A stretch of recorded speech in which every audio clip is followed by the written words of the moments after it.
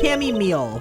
Chamomile? I'm a flight attendant. The few who were handling the cargo transfer might have temporarily gotten auto. Is she on drugs? I have to know. She's not on planet Earth right now. People's dilated, goofy smile. Like, come on now. High off that chamomile. Yo, what is good, YouTube? Welcome back to another video on the channel. Today, we are back with more Ace Attorney investigations. And if you remember last time, we solved our first case, which was the murder of one, I forget who the detective's name is, but the murder of the detective who was partnered up, or at least buddy with one of the prosecuting attorneys, right? Killed him in my office, by the way, and then tried to get away with blaming me, then trying to blame Maggie Bird. Now, if you know Maggie Bird, she's had terrible bad luck, so we had to step in and do what we could to increase her chances of survival, and we did. So she's been upgraded from the most abysmal level of luck to now one of the, I wouldn't say one of the best, I definitely would say like what's a step above the most abysmal, like slightly less abysmal. So yeah, that's basically what happened in the last episode, and in this one I'm sure we are going to be diving into some shenanigans. They did mention something about a secret organization, and it had something to do with why they were trying to get into my office in the first place and steal something, considering that they weren't actually technically the murder suspect, or at least the one who was trying to steal the papers or something like that. Anywho, ladies and gentlemen, if you're ready, then so am I. Let's go ahead and dive back into it. This is Ace Attorney Investigations part number 3. Let's get it. Episode 2, Turnabout Airlines. Sad music. The murder that occurred in my office. Okay. The return of the great thief, Yatagatsuru. Thinking back, everything began on that fateful day two days ago. Okay, this is him kind of like going back and retelling the story a little bit. Yeah, 2 days earlier. Okay. What am I looking at? Somebody pouring wine on me? They wine and dining me? Oh, this is the flight where it's all gonna go down. Go you, that's the name of the plane? Yes, everything began high up in the air, 9,000 feet in the air, to be precise. Okay. Thank you for flying Go You Airlines. We are currently experiencing some slight turbulence. Okay. We are asking all passengers to please return to their seats and fasten their seatbelts. Golly, who's stomping around on this ship? Or on this ship, bro, on this plane. Somebody threw a plate and they killed somebody. Dun dun dun. Okay, I'm sorry. March 12th, 6:13 a.m. Flight G390, first floor lounge.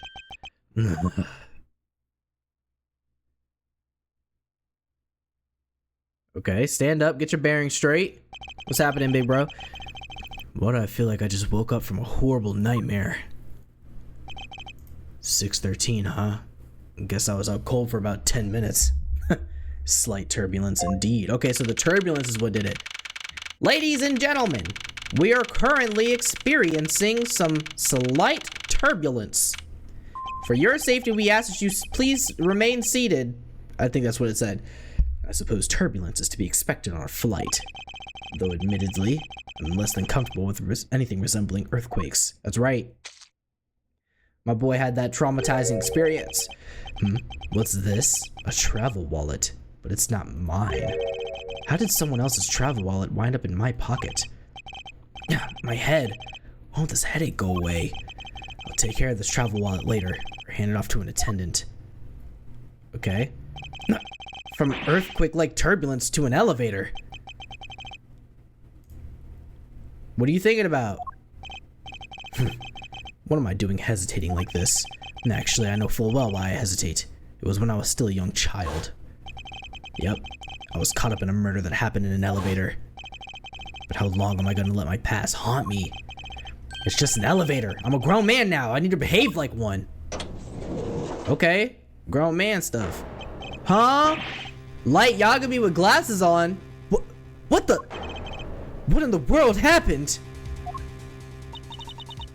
Is there something wrong, sir? I must ask that you please return to your seat. He's dead! Girl, how is your hair possibly held up in that square bun? How did you set that up? How much did you pay a stylist to perform gravity magic on your hairs? please, calm down. We mustn't jump to conclusions without all the facts. What's wrong? Did something happen? Okay. You murderer! What? No, you have it all wrong. It wasn't me. Yeah, bro, first person calls me a murderer, I'm instantly thinking you're guilty. So, Miss Square Bun in the back of your head, I know it's you, and you're about to get your comeuppance. March 12th, 6:41 a.m. flight. Okay. Everyone, I am sorry to interrupt, but I have an important announcement. I am one of your flight attendants today, Rhonda Teniro. Rhoda Teniro. Rhoda Teniro. I don't know if that's supposed to be... Somebody will definitely mention to me in the comments section, like, what that means. Unfortunately, we have just had a minor accident on this flight. An accident? Don't treat us like we're stupid. I caught a glimpse and it was a murder. What? Murder? What's going on with this flight? Everyone, please calm down. There's no reason to panic. This flight will stay on course and make its scheduled landing. We are still currently in the middle of a rough patch of turbulence. So until we are out of this area of turbulence, I ask that you please remain seated. But someone was killed, right? I mean, what about the killer? Let me off! Please, there is no need to feel threatened. We have already apprehended the culprit. Yeah, me, of course. I ask that everyone please remain calm. What the heck is he talking about? Why should we remain calm? That is a huge piece of steak. Oh, I didn't even see it. I guess I'll see it in a second. Yo, what up, Monica? My name is Miles Edgeworth. I am a prosecutor, and I assure you I am not the killer. Ha! Being a prosecutor doesn't make you incapable of murder, buddy. Now you listen here. I am not the killer. I simply found the body. So you say, however. I am sure that you were the perpetrator of this crime. I swear on my honor as a professional flight attendant. Talk about somebody who takes their job too seriously. Oh, brother. Oh, is that right? I know what I saw. And there's even very strong incriminating evidence to back me up. What kind of incriminating evidence is she talking about? Oh, wait, where's that piece of steak? Oh my gosh. Dude. That is a ginormous piece of steak. That's bigger than bro. And look at that slab of butter he got on that thing. And the bread on the side without a plate is actually horrendous. To top it all off, a huge parfait that's also taller than bro probably. That is insanity at its finest right there. Like, yo, at least he did one thing right. He got that thing like rare, pretty much. That looks like medium. That looks like medium rare, or what do you call it? It's like that in between. But we've already alerted the proper authorities at our destination. Yo, Sir KP10, what's up? Until we land, you will remain in our custody by the powers vested in our captain. I'm very sorry, but please understand our situation. Your situation? I'm more concerned with mine and the direction it's going in. I'm not about to just sit idly by while I get accused of murder. Miss Teniro, is it? Yes. I was wondering if you might give me a chance. A chance? To do what? A chance to plead my case. I think it would be just medium. And a chance to ask what you meant by incriminating evidence just now. To accuse a passenger of such a grave crime without allowing him to give a proper defense. Can the professional flight attendant inside of you really call this action righteous? You have a point.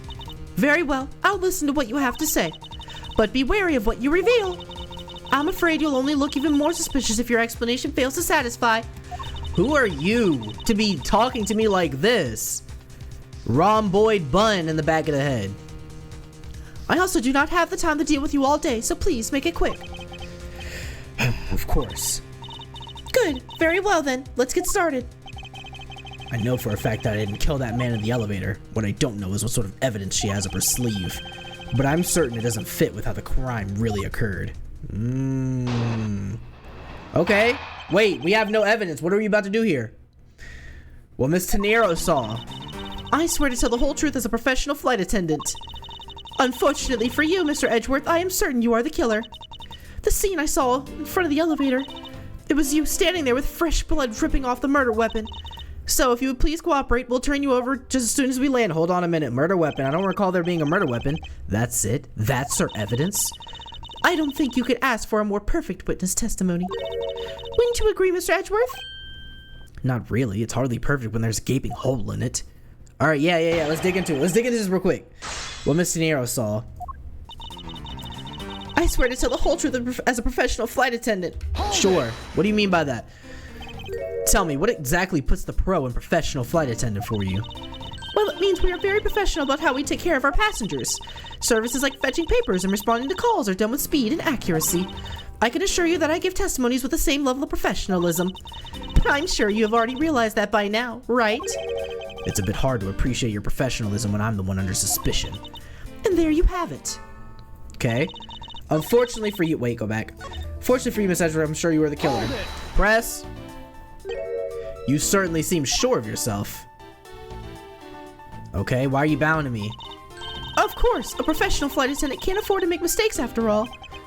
Perhaps, but you must admit there are a few who can look at a murder with a clear mind. We attendants go through extensive training and are always calm and collected. Sure. Sure, ma'am.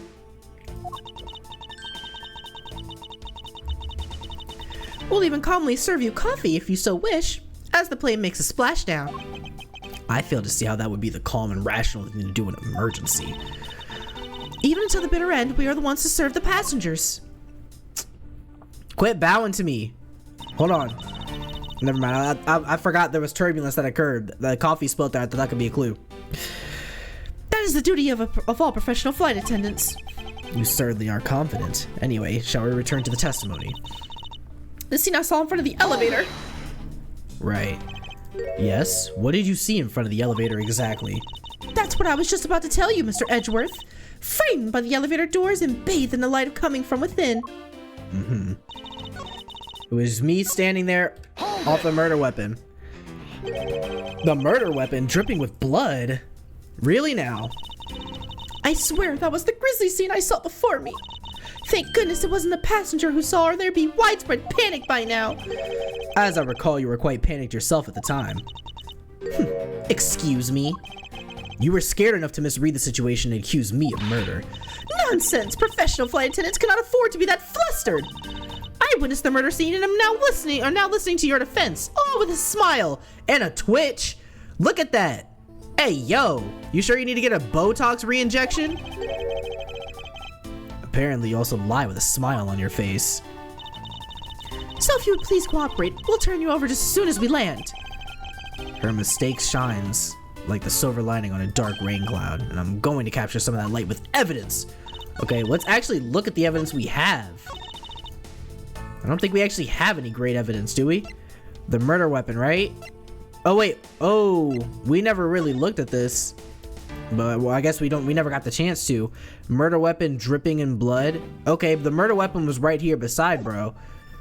Body found at 6:15 a.m. inside the elevator, stopped at the first floor lounge. Sky magazine details complimentary services for all your dietary needs, best restaurant in the skies, featuring items from the world's finest restaurants. Treat yourself to the cuisine of the gods. Okay, that's a very high rating for a restaurant. Flight itinerary, meals, drinks, movie. Ooh, okay, so it does tell us about food, meal times and stuff. So at 6, okay, so this is 6 a.m. probably, 6 p.m. They stopped serving dinner at 8 p.m. Probably started serving breakfast at 10 a.m. So it looks like maybe around 6 p.m. So around the time of the murder, around 6 a.m. it would have been drinks. No, that's late. That's at night. Dude, I'm so confused. Yeah, I don't know. Correspond with the time zone. Thank you for choosing Go Your Airlines. To put a fight. Okay, it's just the basic stuff. Okay, yeah. Oh, yeah. Travel wallet. Okay, so we do have that travel wallet. With fresh blood dripping. Yeah, that's definitely the contradiction. Objection! It's not. I don't want professional, but I don't think there's a problem at all. I swear it's professional flight attendant. Okay, so that wasn't it? Okay, hold on a second. Stand there with fresh blood dripping off of the murder weapon. Okay. I am certain. Wait. I swear to tell the whole truth as a professional flight attendant. Fortunately for you, Miss Edgeworth, I am certain you are the killer. The scene I saw in front of the elevator. It was you, standing there with fresh blood dripping off of the murder weapon. So if you would please cooperate, we'll turn you over as soon as we land. Excuse me? Picked up the phone in front of the... Is it mine? But whose is it? Already found it. Okay, so this is Rhoda Tenero. Go you fights airlines flight attendant charge of first. Taking your first class. Okay, was seated in first class with myself, but I don't know his name. Okay. Picked up the floor. Body found at 6:15 a.m. Elevator stopped at the first floor lounge. Hold on a minute. Complimentary services for all your dietary needs.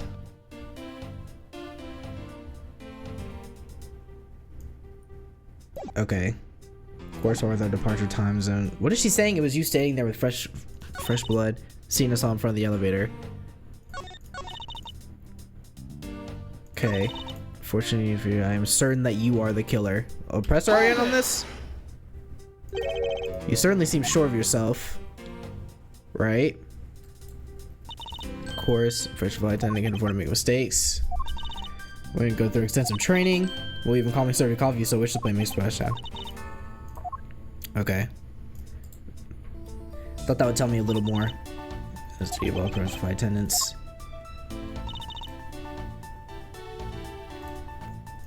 Let's go. Let's press on with that state. Was that a glitch? Why wouldn't it let me go forward? Oh, that wouldn't let me go forward for some reason. It was you. Standing there with fresh blood dripping off the murder weapon. Press R again on this. The murder weapon dripping with blood. I swear that was the greatest thing I saw before me. Thank goodness it wasn't a passenger who saw, or there'd be widespread panic by now. As I recall, you were quite panicked yourself at the time. Excuse me. You were scared after this situation, accusing murder. Nonsense. Professional flight attendants cannot afford to be that flustered. Seeing now listening to your defense all with a smile. Apparently, you also lie with a smile on your face. Okay. We should probably go back. It has to be this one, but this one? Is this the travel wallet? Objection! I don't know how. I don't know how. I just guessed. Miss Tenero. What is with the yelling all of a sudden? Force of habit. Well, it doesn't matter. Miss Tenero, you say you saw the murder weapon dripping with blood. Is that correct? Yes, all that blood. Drip, drip, drip. Just recalling that scene sends a chill down my spine. Sorry, but your so-called professional flight attendant training has failed you. What? Bruh, she is so shook. I'd like to direct your attention to this. Do you know what this is? It's a travel wallet, right? But it looks a little big and bulky. The thing you saw me holding when I discovered the dead body in the elevator was this very travel wallet. Okay, so we're trying to say that, or we are saying that the thing that we were holding was the wallet, not the murder weapon. What? Impossible! Now then, do you still think I am the killer? That I killed him with a travel wallet? But I saw blood dripping from the wallet. I know I did. As you can see, this wallet is clearly stained. But if you'd be so kind as to take a whiff, I think you'd agree it's only grape juice. That's right. Okay, the wine was spilled on it. Then. That's right. You mistook grape juice for blood. The murder weapon dripping with blood does not, in fact, exist. No! There. That should clear up that pesky accusation. Wait just a sec. That is, even a wallet could be deadly if it was wrapped around something heavy. I demand that you show me what's inside, please. She's trembling, and the tacked on please at the end. Sounds like I've got her. There's no need to look inside, even if you could tell. Even you could tell from its appearance that it's light. No, I can't be sure of anything until I see the contents of that wallet for myself. She's a persistent one. I suppose we have no choice but to see what's inside. Miss Tenero, if you can be so kind as to open the wallet and check its contents for me. All right. I usually don't pry into passengers' belongings, but we have no choice here. Open that wallet! Open the wallet! Wallet! Edgeworth. Okay, grape juice stains the outer cover. True, it was I who dropped in the juice, however, I didn't do it out of ill intentions. Right. Okay. Okay, but how do we open it? I think I had to use these keys to move around. Okay. Okay, it's space to do that. this little piece right here. Alright, it seems that this passport is all that's in here. As you saw, there is nothing but a passport inside. This renders your wallet was the murder weapon argument moot. Wouldn't you agree? Please, hear me out, Mr. Edgeworth. What is it now? Well, I was wondering, whose passport is it exactly? What? Can I take a look? Why not? I'm rather curious myself. Okay, this is bro. So type P, surname Hicks, hold on. Just as I thought, oh wait. P, surname Hicks, given names Ackby Hicks, nationality Republic of Borginia. He is a male, and that's his signature, Republic of Borginia. Okay. Interesting. What is this? Why does it say Rob Hicks? Okay, Republic of Borginia Hicks. Okay. I see. Alright. Just as I thought. This travel wallet belonged to Mr. Ackby Hicks, which makes it the victim's property. Okay. Mr. Hicks' travel wallet picked up off the floor in front of the elevator. There is but a passport inside. You stole the victim's wallet, didn't you? How dare you? You said it yourself. You claimed to be holding this wallet in your hands when I found you. Perhaps I did misconstrue the wallet for the murder weapon. But it seems that I wasn't wrong about who the culprit is. Oh my gosh, here we go. Mr. Nero's logic. As you claimed, the murder weapon is not the travel wallet. However, it is something you stole from Mr. Hicks after you were done with the vile deed. I find it hard to believe myself, but your motive was very simple. You were out to steal Mr. Hicks' money, weren't you? Huh? Why would I want to steal this dude's money? So even though I didn't have the murder weapon on me, you still suspect me, I see. You stood up at the crime scene with the victim's wallet in your hands. Don't judge him, maybe he's into calligraphy. How could I turn a blind eye and not suspect you out of foul play? Okay, Mr. Nero, I'm gonna need you to start making some sense, because ain't nothing of what you're saying is logical. As you claim, the murder weapon is not the travel wallet. Let's talk about it. Shouldn't that be proof enough for you that I did not murder the victim? Not at all.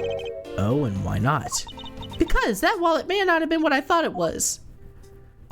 Wait, what did she say? On that last statement? I could have just hit the history button. Okay, not at all. Why not? Because that wallet may not have been what I thought it was. Okay, that's it. She's trying to beat around the bush. However, it is something that you stole from Mr. Hicks after you were done with the vile deed. Okay. You think I stole it? Yes, I'm very sorry to say it, and I usually wouldn't be so rude, but it must be said. Huh? I never thought I'd see the day, but here I am calling a passenger a thief. Maybe I should put on a serious face and say it more directly. I believe you removed the wallet from the victim's personage. Okay. It really doesn't matter how you phrase it. What I'd like to know is why you think I stole Mr. Hicks' wallet. I find it hard to believe. Oh my gosh, I keep double clicking. I find it hard to believe myself, but your motive was very simple. Okay. Then what was it? I don't think I have any sort of motive to speak of. I've never met Mr. Hicks before, and our only connection is one flight. But that is more than enough of a reason. How do you figure? He was sitting in first class, and I think the implication is quite clear. Okay. You were out to steal Mr. Hicks' money? She really is making a fool of herself pursuing this line of logic. I should spare her and present this piece of evidence that contradicts her testimony. So he gave me the hint. The motive is very simple. Hold it! Press that. You think I was after his money? Where did that cockamamie idea come from? True, you were also a passenger in first class, but I thought something was off about you and those deeply etched lines on your forehead. They're not lines. They're perfectly normal and a part of my natural face. He doesn't even have lines. Dude's got skin smooth. He's got smooth skin. I don't think I've ever met someone with such a terrible countenance on a fight before. Oh, really? I've been on exactly like as far as I can remember, one flight. I've definitely been on more when I was younger. But people's temperaments on flights are not very jolly. So I can promise you, I doubt this is the very first person you've ever come across whose temperament was, what did you call it? Love this feature, by the way. Had a terrible countenance. Okay. And that's when it hit me. You have the face of someone with money trouble. She really is making a fool of herself pursuing this line of logic. I should spare her and this. Okay, yeah. She really mistaken me for Gumshoe right now, huh?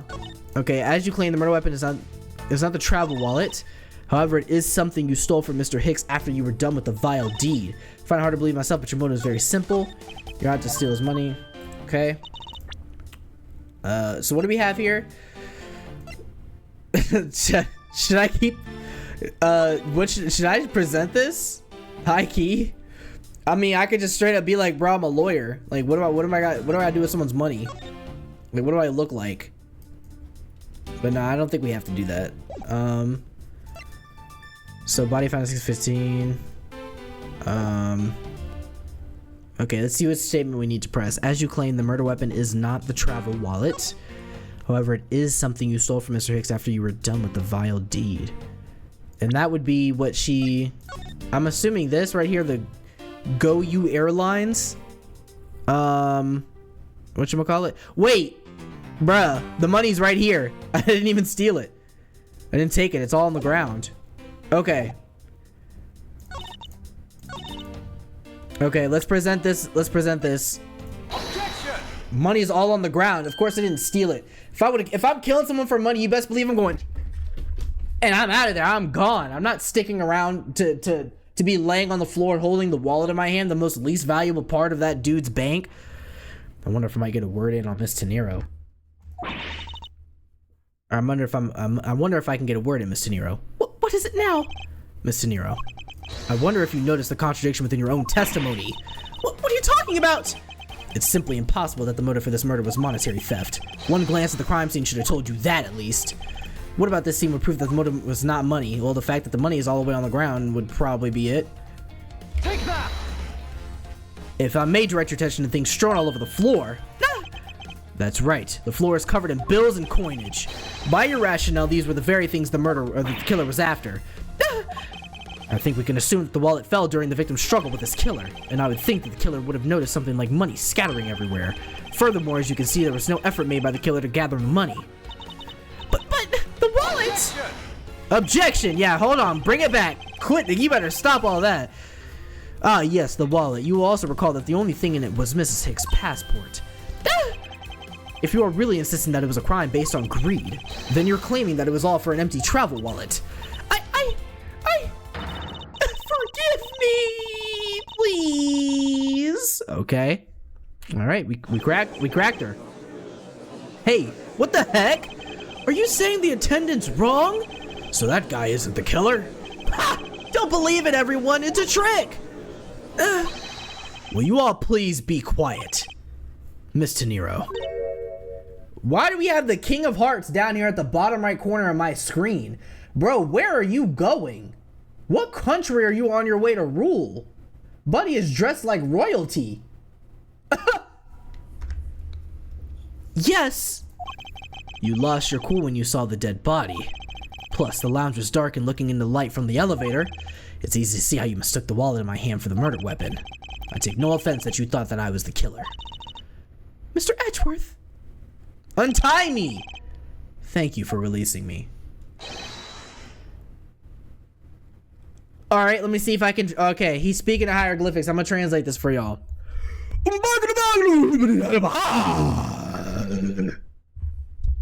The real translation is something more like this.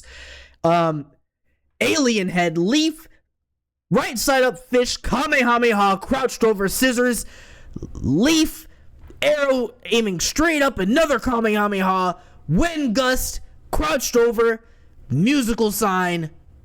Ah. Okay. What is it now? Who is this? This dude's speaking in a whole different language. Miss Tenero, if you could please translate, I'd be much obliged. It sounds like Borginian, but I don't understand any of it. There's another attendant on this flight who... I said that he's given the runabout. Huh? I don't require an interpreter. I speak English just well, see? You, the attendant! Yes, sir! I want this person to be under the arrest until we arrive at the airport. Okay. I'm sorry, sir, but what exactly are you hoping for? What is it you want? I'm finished talking to the likes of you. Please, I would like to hear why you would like me to be held under arrest until we land. Yeah, how dare you try to waste my time? You were the one who stuck your nose into my affairs. I wanted to spend at least one more second with my precious art. I have no time for other things. I know what you are. I see right through you. Insolvent. Yes, I'm pretty sure that's how you say it in English. Well, I should hope I'm not monetarily bankrupt, but I don't think that's what you meant. I'm sorry, but I don't think I caught your name. I am Zinc LeBlanc II. I am a very wealthy man in Borginia. Hold on, let's give him an accent. But I am not an ordinary rich man. I am an art dealer, and a rich seller of beauty. I don't know what accent I'm using. I'm just throwing one on him, bro. Mr. LeBlanc, what did you mean just now? Pardon? When you said that Mr. Edgeworth was giving me the runabout? I have to explain. Unbelievable. I will say it once and only once. I do not have even a second to waste. Time is money, as they say. Yes, and yet you continue to blather on. I saw it, yes I did. I saw the victim go into the elevator. Going down to the lounge. Okay. It was exactly at 6 o'clock. Okay. And what's the significance of that time? At 6, he says. Wait, you saw him at 6? What's the matter, Mr. Edgeworth? He understands, I see. Miss Attendant, what time did you discover the body? Well, it was a little after that patch of turbulence, so I would say around 6:15. Hicks was his name, was it? Then I say that man Hicks was killed in the 15-minute time span. And the only person in the lounge at that time was this prosecutor, see? Okay. Right. Yeah, I was in my seat the whole time. Me too. I was watching the movie and enjoying a fine glass of grape juice. And I was still eating. Still haven't finished, see? Yeah, bro, you're gonna be eating that for the next millennia at least. Good luck. But the other passengers have an alibi, so you have no problem with that, I suppose. No complaint, I see. Not a single word against this, right? I have no way of discounting what you have put forth at this point, but it wasn't me. No, you say. Oh, so you say. But do you have what you say the evidence? Miss Edgeworth, are you really the culprit after all? Mr. LeBlanc, I suppose you are quite certain in what you saw, enough to give testimony. Of course! I was looking at that man the whole time! He was playing with that annoying little, small machine the whole time. Machine? Yes, that's what you people call it in English, yes? They was making me crazy with the click, click, click! From that description, it sounds like some sort of small computer. I believe what Mr. LeBlanc is talking about is a cell phone. I have to say that I did see him playing with it quite a bit myself. Pause. A simple cell phone, a laptop or organizer, I can see, but that's kind of low budget. I hate that noisy little machine in his hand. Not a fragment of beauty. All it produces is ugly sounds. Anyway, I know what I saw. Okay. Miss Teniro. Yes? I was wondering if I might be granted permission to examine the crime scene. What? You want to examine the crime scene? If you would grant me a little measure of time, I'm sure I could produce the real culprit. I don't like the sound of that fox in the duck pen. Yes, I think that is how you say it in English. It's fox guarding the henhouse, and I believe my innocence was proven earlier. And if I'm given the chance, I can clear up all the remaining doubts. Miss Teniro, if you wait until we arrive, there is a good chance that some evidence will have been destroyed by then. I understand. Let me see what the captain has to say. This should not be approved! Please, Mr. LeBlanc! In an emergency, all decisions are to be made by the captain alone. Now, please! Sorry, I completely botched that. Now, please, wait here while I go ask the captain what to do. I'll be right back! Hustle, hustle!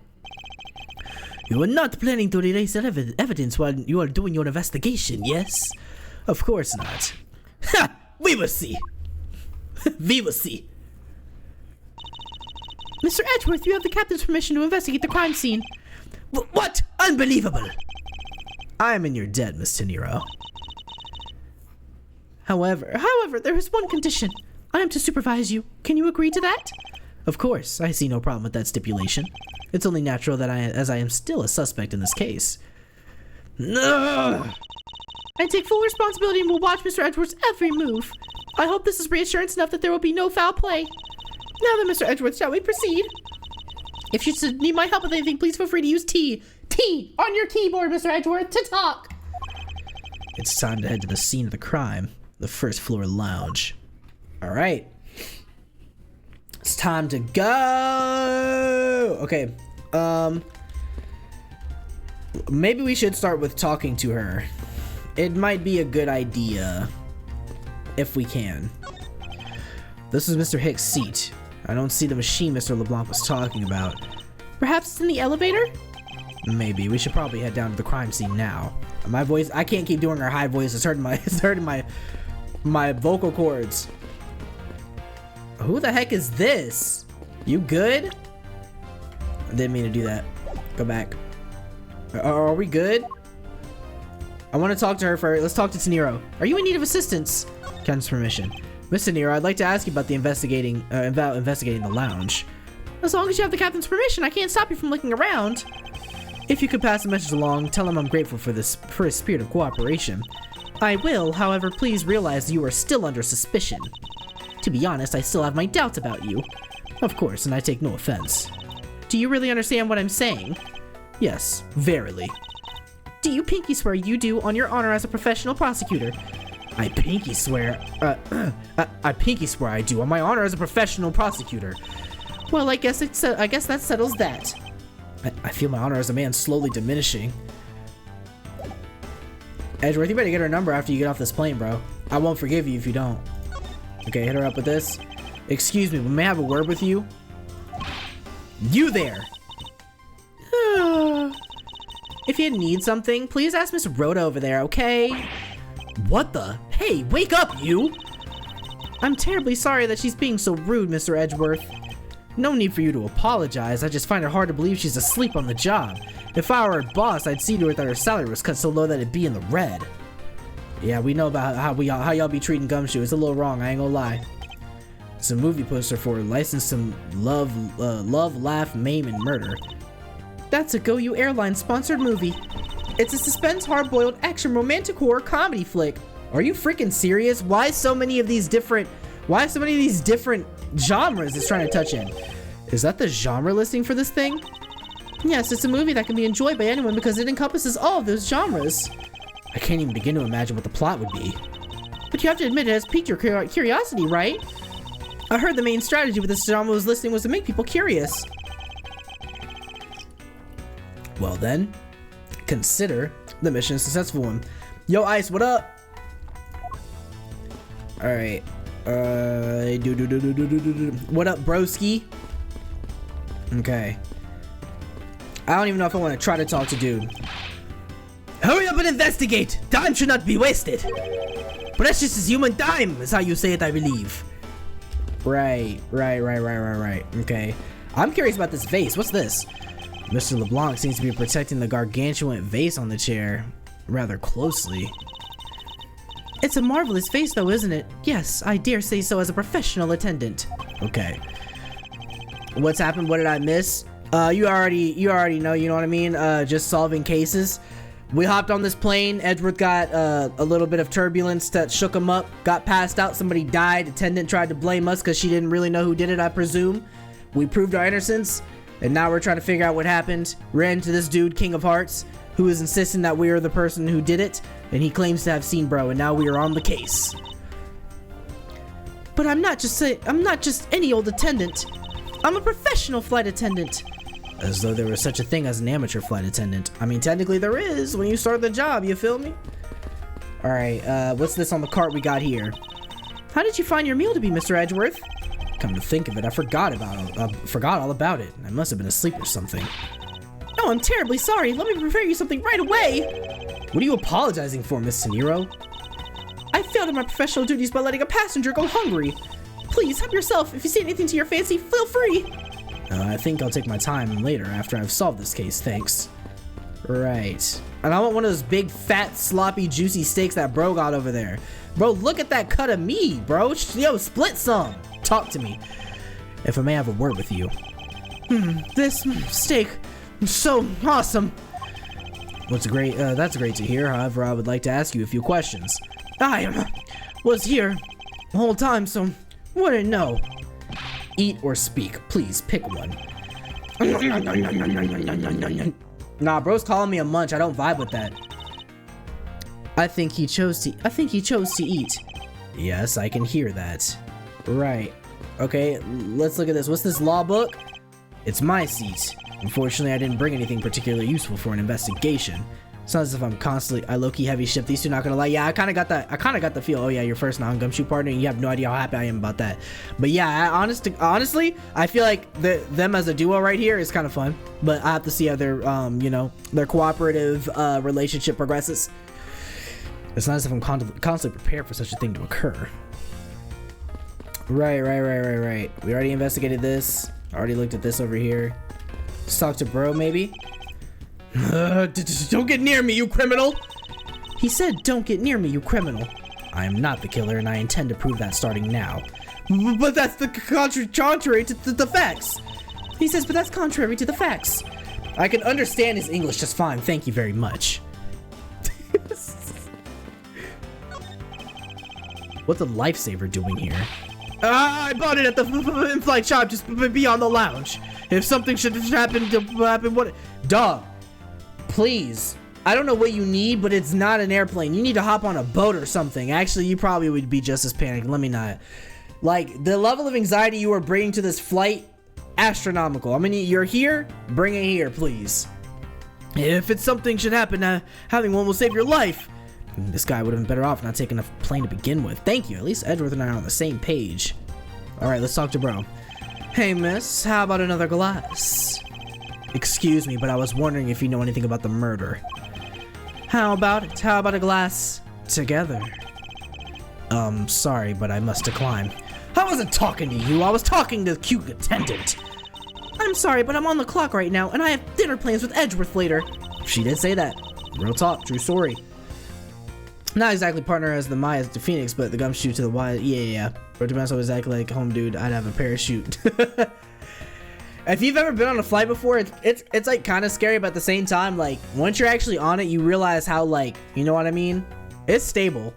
Like it's scary for you first time, but you're kind of like, we're in the air. If something were to happen, they got a plan, maybe 9 times out of 10. But if you need a refill, I'd be happy to bring you another glass at any time. You got it, Toots. That's no way to talk to a lady. Yeah, you tell him, Edgeworth. Tell him. Rizz her up right now to show her exactly how it's done. Alright, but in all seriousness, what if it isn't? I mean, yeah. I bet technically, like, anytime you get in a car, it's not a secure experience. You never know what goofy individual is gonna be on the road doing some stupid stuff like texting and driving or drinking and driving. I feel like an airplane technically might even be safer in that respect. But yeah, I mean, it would be terrifying crashing from the sky versus a wreck where it's like you bump into the siding on like a highway or something, or somebody just like love taps your bumper. Pause. It's like not that bad compared to, like, you know, if you fall out of the sky, it's like boom, you're either in the ocean or you're hitting the continent. Neither are ideal. March 12th, 7:26 a.m. flight, first floor. You know, I want to thank you for your help back there, Miss Tenero. It was nothing. You should thank the captain for granting you permission. And just so everything is perfectly clear, I still don't trust you. Your standing with me hasn't changed one iota. Who uses the word iota? I see. I will bear that in mind. I received an order from the captain earlier. He wanted you to know that we reserve the right to stop your investigation if we feel you are not making progress. And when we do, he asks that you please return to your seat at that time. So my time runs out at his and his crew's discretion, does it? I have to find a way to discredit Mr. LeBlanc's testimony before time's up. I understand. By the way, is there any place you could think of where the killer might hide on board? I don't think so. After every first class passenger was accounted for at his or her seat, we made a thorough search of the plane. Bro, I even like the high pitch, just using like the bottom of like like my tongue to like kind of like bring out the high pitchedness or whatever you want to call it, like my throat, I guess. I don't know. That's difficult. We're gonna have to just try to adjust as close as I possibly can to my real voice. As for the business and economy class, no one can move between those two classes in first class without a staff keycard, and we found no record of a keycard being used at all. Which means that I have a first class killer on my hands. Good one. At least I know that much for sure. I don't know if he meant for that to be like a quirky thing, a quirky saying, but it kind of turned out that way. And one other thing, no one else has been allowed near this crime scene since the murder was discovered either. All right. Now then, let's get started. But where should we start from? Let's start with Mr. LeBlanc's statements. The crime occurred between 6 a.m. and 6:15 a.m. During that interval, the only person in the lounge was myself, which would make me the prime suspect. However, since I did not kill Mr. Hicks, it means that the killer was around somewhere. Where was the killer? Okay. Good. If we are to believe what you say is true, then yes. The first order of business would be to gather information to win your trust. Okay. Let's start with the crime scene itself. What floor is this elevator service? Only the first and second, although it can also go down to the cargo hold. However, that requires a flight crew key card. So the only floors accessible to passengers are the first and second, huh? Right. I won't rest until I've inspected every suspicious looking nook and cranny. Let's start with his wound. I doubt anyone was expecting to find a dead body in an elevator on this flight.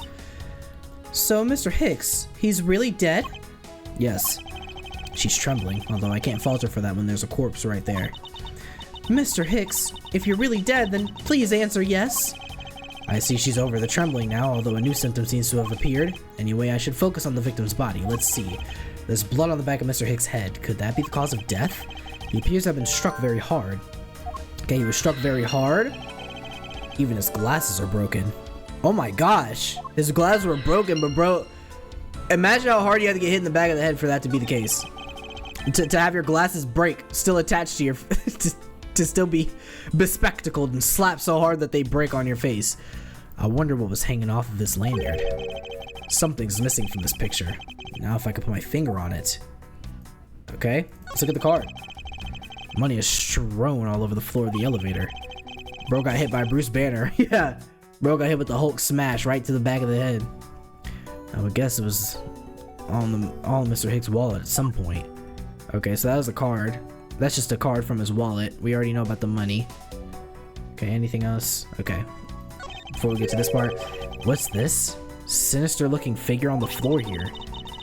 Oh, that's a piggy bank of our company mascot, Captain Ugo. It's just one of the many pieces of merchandise we sell in our in-flight shop. This bank is a limited edition. And it's so popular that we're down to our last one. You have an in-flight shop? Yes, it's just beyond the lounge to the right.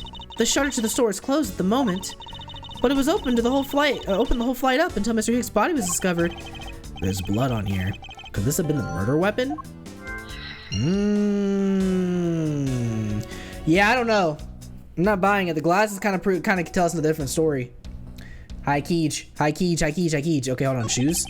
There's no grape juice residue on the soles of his shoes, making it highly unlikely that Mr. Hicks entered this elevator after the turbulence. Ooh, okay, so he came in before. Good observation. We gotta remember this when we actually go through that, you know what I mean? The testimony. Alright, did we have any concrete pieces to put together here? I think we only got one. Oh, no. Okay. Let's see. Where was the killer? Okay, murder weapon. Blunt force trauma. Okay, I see. Wound on the back of the head. We could try putting these two things together here. Connect the dots. And...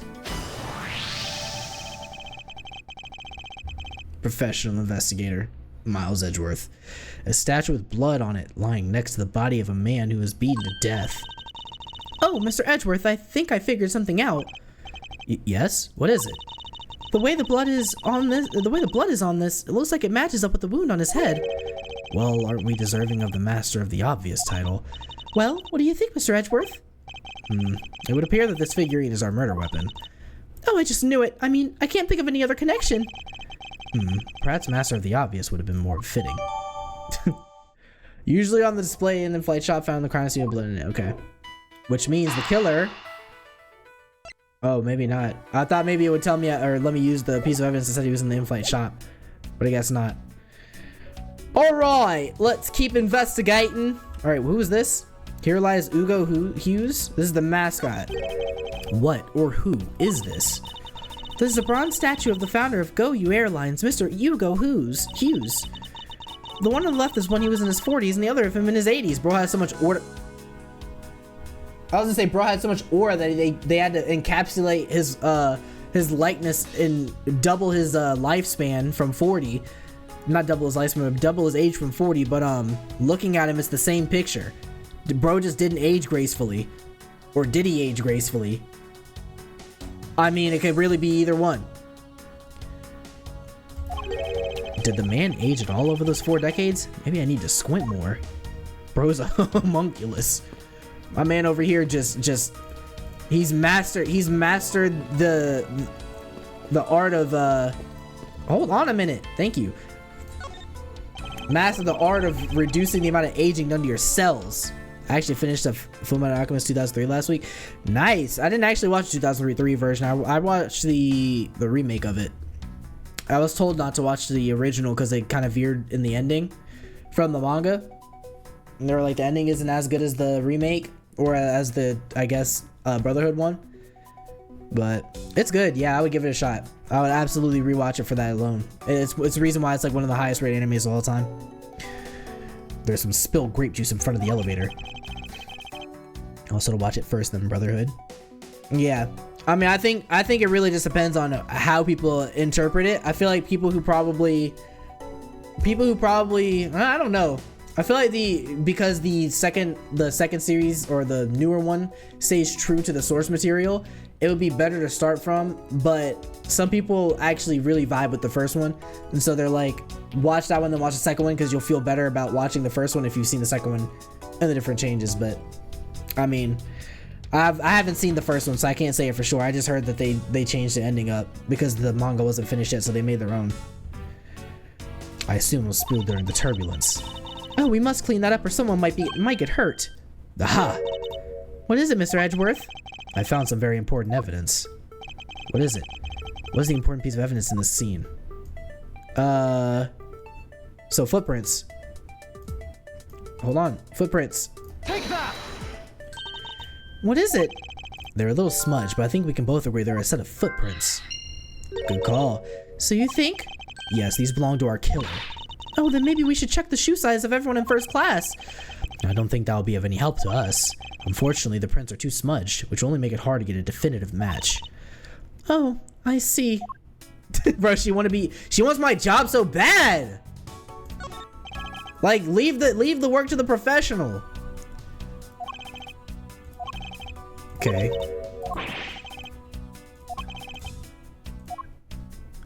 I don't know what that. Hold on. I thought we had that conversation already. The delightful scent of grapes is obscured by the unpleasant smell of the crime scene. The scent in the air is the same smell as the smell of my towels after they come out of my home dryer. This is in the air. It's the same smell as the smell of my towels after they come out of the womb dryer. I would have never expressed something like that by looking at you. Of grapes? I'm guessing that she's an alcoholic? I don't know.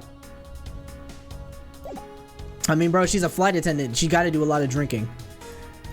Imagine being on flights dealing with people 24/7. Couldn't be me though. Couldn't be me though. Must be nice playing a rich protagonist now. Yeah, I no longer have to be biking to my trials or biking to destinations. I'm like riding first class, always suited up. The Phoenix was always suited up too, so. These counter windows offer a glimpse of the sky, but these clouds, they tell me nothing. Mr. Edgeworth, you look like you're talking to the clouds. Is that so? Then tell me, what do you suppose I said to them? I don't know, but it looked like a rather one-sided conversation.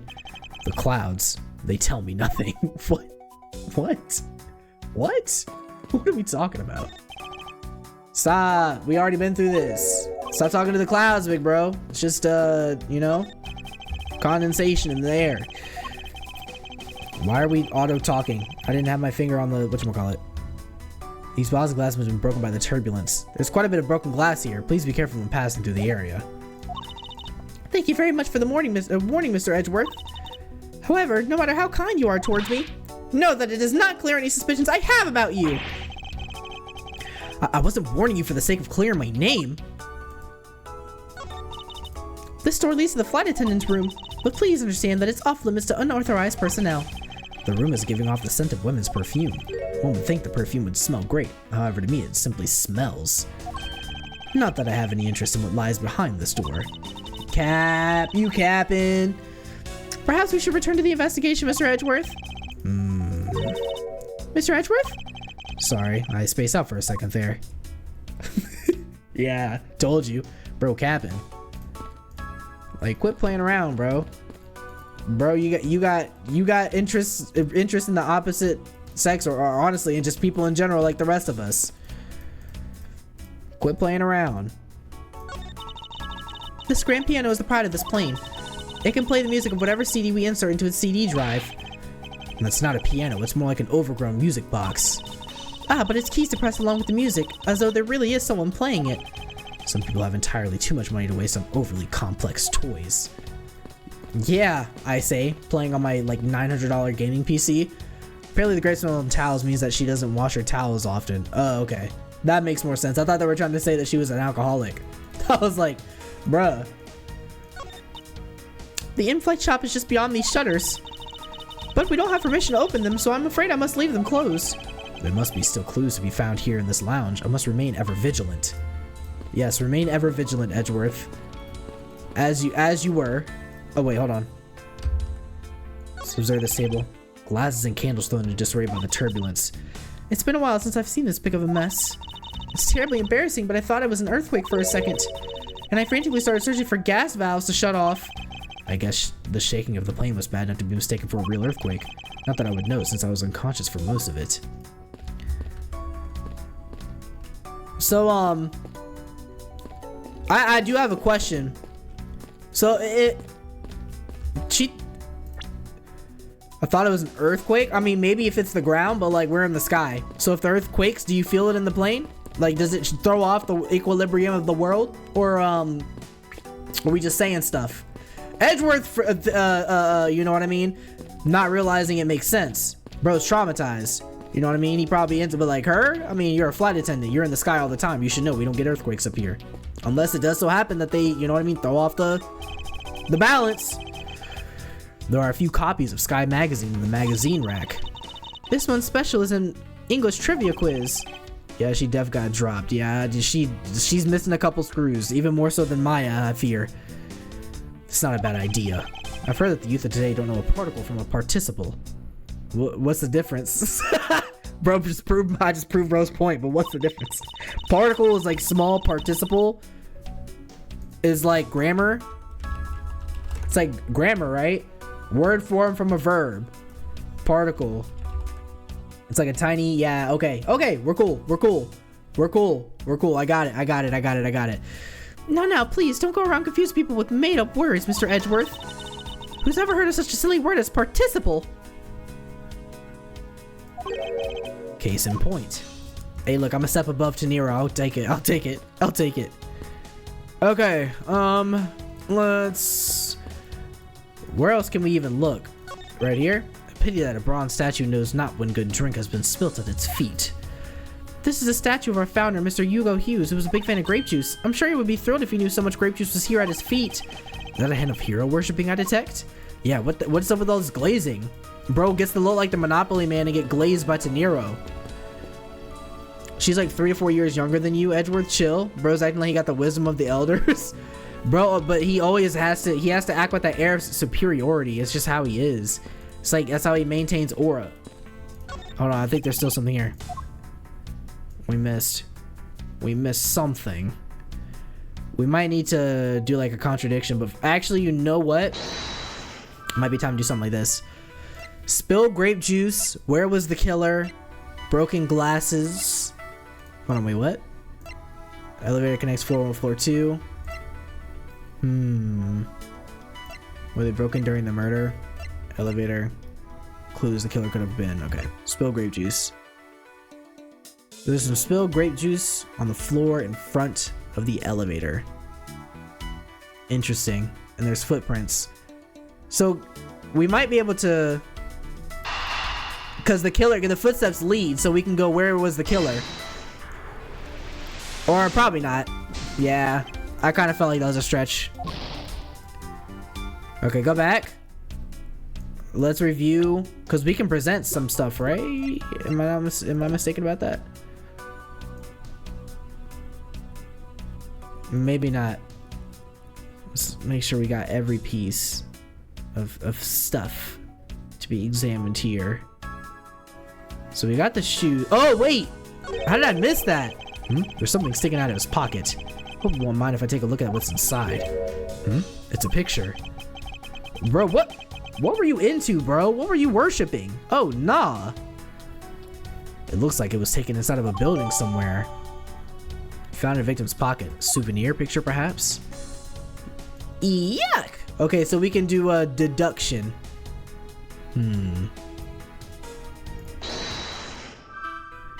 Where was the killer? Okay, that's not what I meant to do. So what is this? So he's got a little... Okay, so he is missing this. So let's go ahead and deduce that. Deduce this. Yeah. Picture. He's missing this. Mr. X's machine is nowhere to be found. This machine. His cell phone, Mr. Nero. So I guess it's not here. Yes, I think we can safely deduce that the killer took it. Right. So the killer took the phone. So we do have that. Uh-oh. Killer took the phone. But we don't have anything else to really, you know what I mean, connect us. I think these games make investigation way more fun than the OG trilogy. Absolutely. It feels way more interactive. In a way that the other games didn't. And again, that's why I feel like I love the last case of the first game so much, the bonus case. Because they incorporated the whole investigating and by looking at stuff by like throwing it around in your hands or whatever. Like moving around in that grid. It's dope. But okay. Anything else that we can really... The victim supposedly had one, but it has gone missing. Did the killer take it? So that's all we really have on this. Interesting.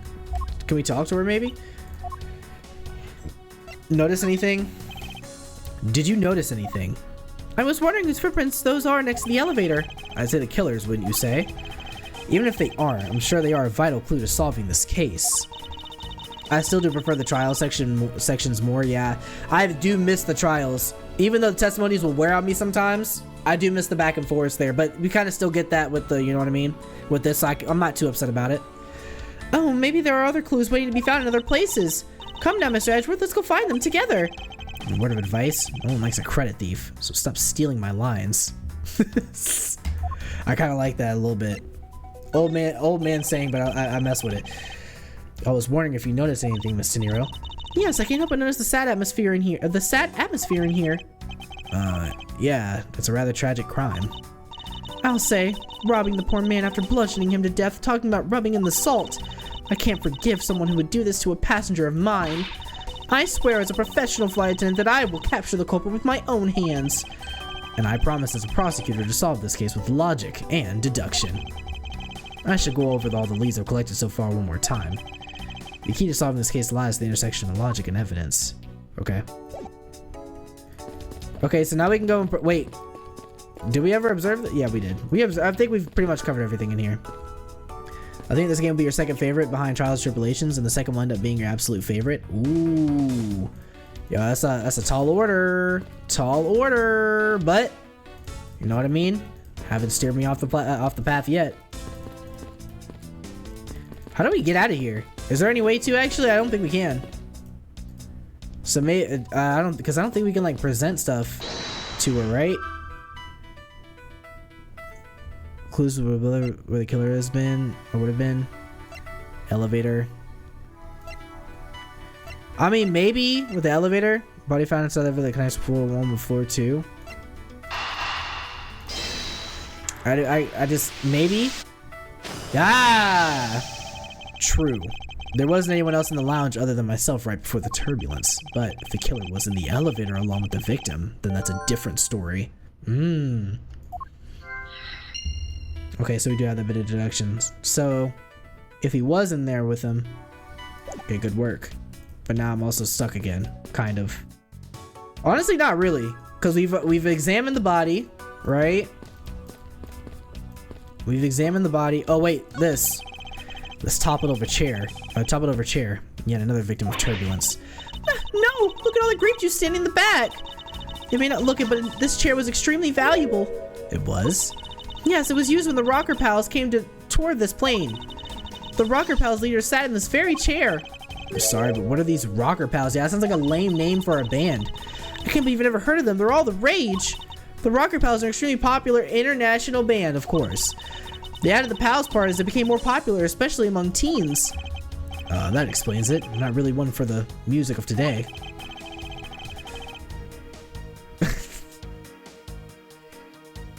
Maybe I should ask Detective Gumshoe about them later. On second thought, I can already see how confusing the conversation would get. Okay. Interesting bit of, information there, I guess. Thanks for that. Alright. Alright. Let's think about this logically here. So the piece of evidence that we have so far. Cell phone. The fact that he has it in his little souvenir picture here. Go You Airlines. Oh, hold on a minute. I never examined this. I never, it did it in depth. It says Go You Airlines. You know, I've seen it occur a lot recently and it's been bothering me greatly. But why do some brands think it's acceptable to simply smash two words together and call it a day? Okay. Bro would hate YouTube. I suppose this is where you, or Facebook. I suppose this is where you insert your coins. I have to say, for a piggy bank, it's made rather well. So well, in fact, that I'm sure that there is a way to take your money out. Okay, which would be like the bottom, right? Can we zoom out a little? Thank you. Okay. There is some blood on one of the corners. Could this piggy bank be the murder weapon?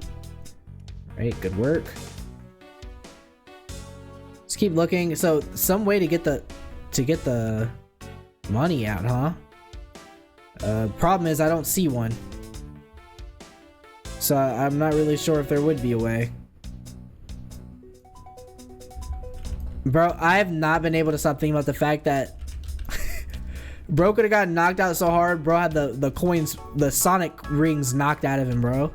He got hit so hard that the change went flying everywhere. Okay, I'm just scanning around here now for hopefully something. I just can't stop imagining it.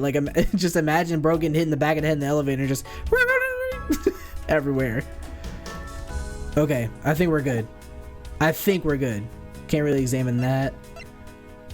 Can't really examine that either. Absolutely foul, but I'm okay with it. No, what's foul is the fact that this dude has a total of 3 chins and his nose is high up. Oh my goodness. What a terrible way to be drawn. Actually, you know, he kind of reminds me of somebody. I ain't gonna say it, but y'all know who I'm thinking of. Looks like Lemongrab from Adventure. Yo, he kind of does. I wish I gave him that voice, bro. Ah, I'm mad about it. Okay, that's also true. You say yeah, right? It's not too late. I gotta remember how it goes. Is unacceptable. Nah, bro. Nah, that would kill my voice. I can't. Bro, when I was a kid, when I was younger and I was watching that show, oh my goodness, I could absolutely just, I could scream that. I would do it religiously with my friends. Whenever one of us did something stupid, bro, it was unacceptable. Okay, that's enough. Now just look up his normal voice, then only do that part when he screams. Oh, I know what you're talking about. Okay, yeah. But it's almost like the Morty voice. I think it's voiced by the same dude, actually.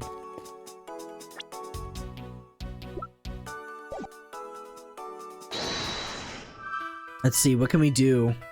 Spill grape juice. I mean, wait. This is it right here. Because the footsteps, he came out of the elevator.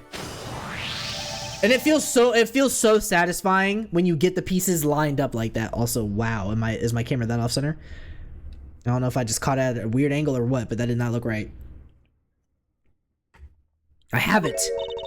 I'm sorry, I don't understand, Mr. Edgeworth. I can prove that someone other than myself was here around the time of the murder. What? Really? Yes, it's rather simple, actually. The proof is in the pudding, or rather, the grape juice in this case.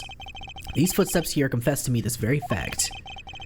That someone excited the elevator. Excited. No, I just like my voice and only do that when the party screams. I mean, I'll try it. That someone exited the elevator alive. Seeing as how the victim is dead, that would mean a second person. But couldn't the footprints be from Mr. Hicks himself? Ah, but if you take a look at our victim's shoes, you can see the soles are spotless. Which means... Mr. Hicks wasn't alone in the elevator. In fact, it's quite the opposite. There was actually one other person inside the elevator. Okay, this is kind of easy. Not gonna lie. Like, besides sometimes missing some of the evidence a little bit, not terrible. Like, you can't tell me they're so opposite that they aren't perfect for each other. Yeah, like 1000%. I think I rock with it. Oh yeah, the name of the airline was actually changed for the remaster. Originally it was called iFly. It was likely changed because there's an actual Russian business with that name. Are you serious? Yo, dude, the lore with these games is kind of funny. So from what I understand, they actually changed quite a bit. Not even just like translation wise, but I think there was Invincibles. I know that you'll probably be watching this in post because you seem to watch these kind of things that come out as videos.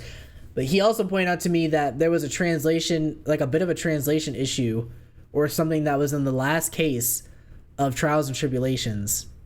And at the very last part, the finale, he mentioned something about, it's going to bother me now because I can't remember. That a really interesting fact, that Godot could literally not see red or white on red or something like that. And the dude's name who killed Mia was like white red or red white. And he was like, he literally couldn't see red white. He was blinded by you know, whatever. Thought that was a really interesting call out. So Invincible's like, I'm sorry if I'm butchering your name, but yo, that was a W call out because I never thought about that. That's fire. But yeah, like these games always have these little like things in them that are like really interesting to find out later on from you guys specifically, the lore keepers. Red, white, yeah, it was intentional, yeah, and it's really cool because I feel it didn't ring a bell with me, and then I'm like, wow, like they actually put thought into this, like they actually had to think of this to kind of make that connection without making the connection for us. That's fire. What's going on over there? What? LeBlanc. Okay. What? Okay, he's screaming more. I'm gonna translate for you guys. Okay, you ready? Leaf, bug, fish, reindeer. What is that? What do you call it? Candelabra. Fern. Music symbol. Scissors. Leaf. What is it? What? Dragonfly. I'm not gonna say what that is, but or actually, what could that be? I was gonna skip it because I don't know, but egg, crouching over music symbol, candelabra, fern. Translation.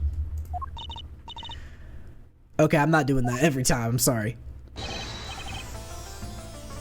Unacceptable! Unforgivable! This is unforgivable! Do you understand what I am saying? The movie is late! Unacceptable! It is the same level of bad as if the plane arrived late! But the movie... What? I will not talk to you anymore! You are just wasting my time! What is the matter, Mr. LeBlanc? If there is no emergency, please return to your seat, sir. Do not tell me what to do! I need not to sit down! Well, Mr. Prosecutor, did you prove you're innocent yet? If you would like, I will prove my innocence to you right now. What? Nonsense! Are you saying my eyewitness testimony is mistaken? Not mistaken, merely that there is room for doubt. I'd be most honored if you could please tell me what you saw in detail once more. Fine! Suit yourself! Okay, Battle of the Brains. What I saw. I am certain I saw Mr. Hicks enter that elevator! When it was when the needles on my pocket watch pointed to the 6 and the 12. The body was discovered 15 minutes later after that in a lounge, yes? Then you, the only person in the lounge at that time, must be the criminal. Okay. We're gonna see about that, big dog. Okay. Mr. LeBlanc's conclusion seemed to make logical sense. After all, the only person in the lounge at the supposed time of the murder was me. So, my eyewitness testimony, if you think you can destroy it, then come, let me see. Okay, that might be better. Hurry! Do I look like a man who was having the time to wait for you? Why is he so irritated? I'm the one accused of murder here. Anyway, I must find a way to discredit Mr. LeBlanc's account somehow, and fast. Like, bro's like about to bust a blood vessel. What I saw. I am certain I saw Mr. Hicks enter that elevator. Okay. Add a little more of an accented spin to it. Mr. LeBlanc, were you able to get a look at the inside of the elevator at that time? Of course, I saw what was inside. And you were sure that the victim was in the elevator alone? Yes, the only person inside that was Mr. Hicks' man. This last outburst is a bit too important to let go. That mouth movement makes it look like he's holding back the hardest of R's. No, for real. The hardest of R's or the hardest of F's. I can't figure out which one it is, but he's about to let one of them rip. And I can't let him. This last outburst is a bit too important to let go. The only person inside that was Mr. Hicks' man. Was that Mr. Hicks' man? Okay. Press. Was he really alone? Of course! I would even bet 1 cent! A cheap ante for a cheap testimony. But if that's how you want to play it, I'll happily take your 1 cent. I'll take your bottom dollar. It was when the needles on my pocket watch pointed to the 6 and the 12. Right. Pointing to the 6 and the 12. I have something for this already, but we'll press it.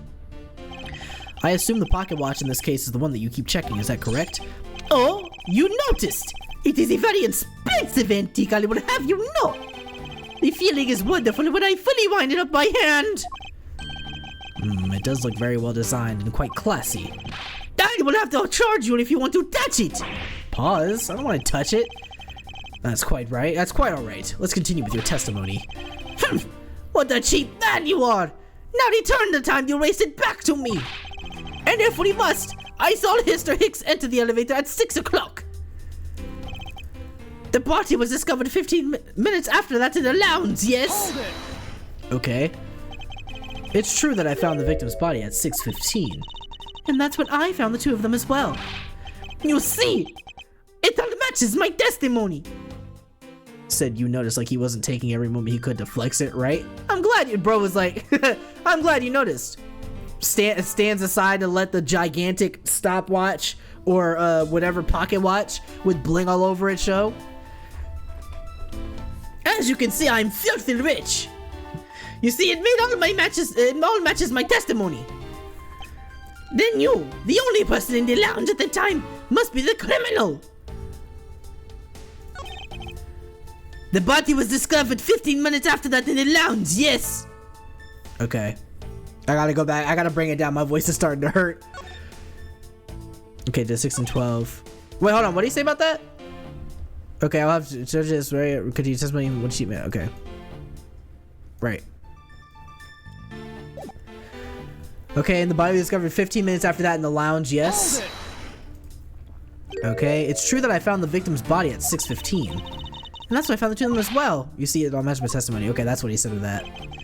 Then you're the only person. Dang it. I spy a little hole in his words. What did he say? On match my testimony. Okay, I guess it only shows prompted dialogue. As you wish, Mr. LeBlanc. I'll show you the truth of my innocence. Okay, go back to that last statement. We gotta press that. Then you, the only person in the lounge at the time, must be the criminal. Hold it! Press. Okay. That is the most mistaken way of thinking I've ever heard of. No. Your silly opinion is what is mistaken. Go back. Stop. What, bro? Even in this game, you know what I mean? It's gotta. I go down every little bit to bring up the pause. Oh my goodness.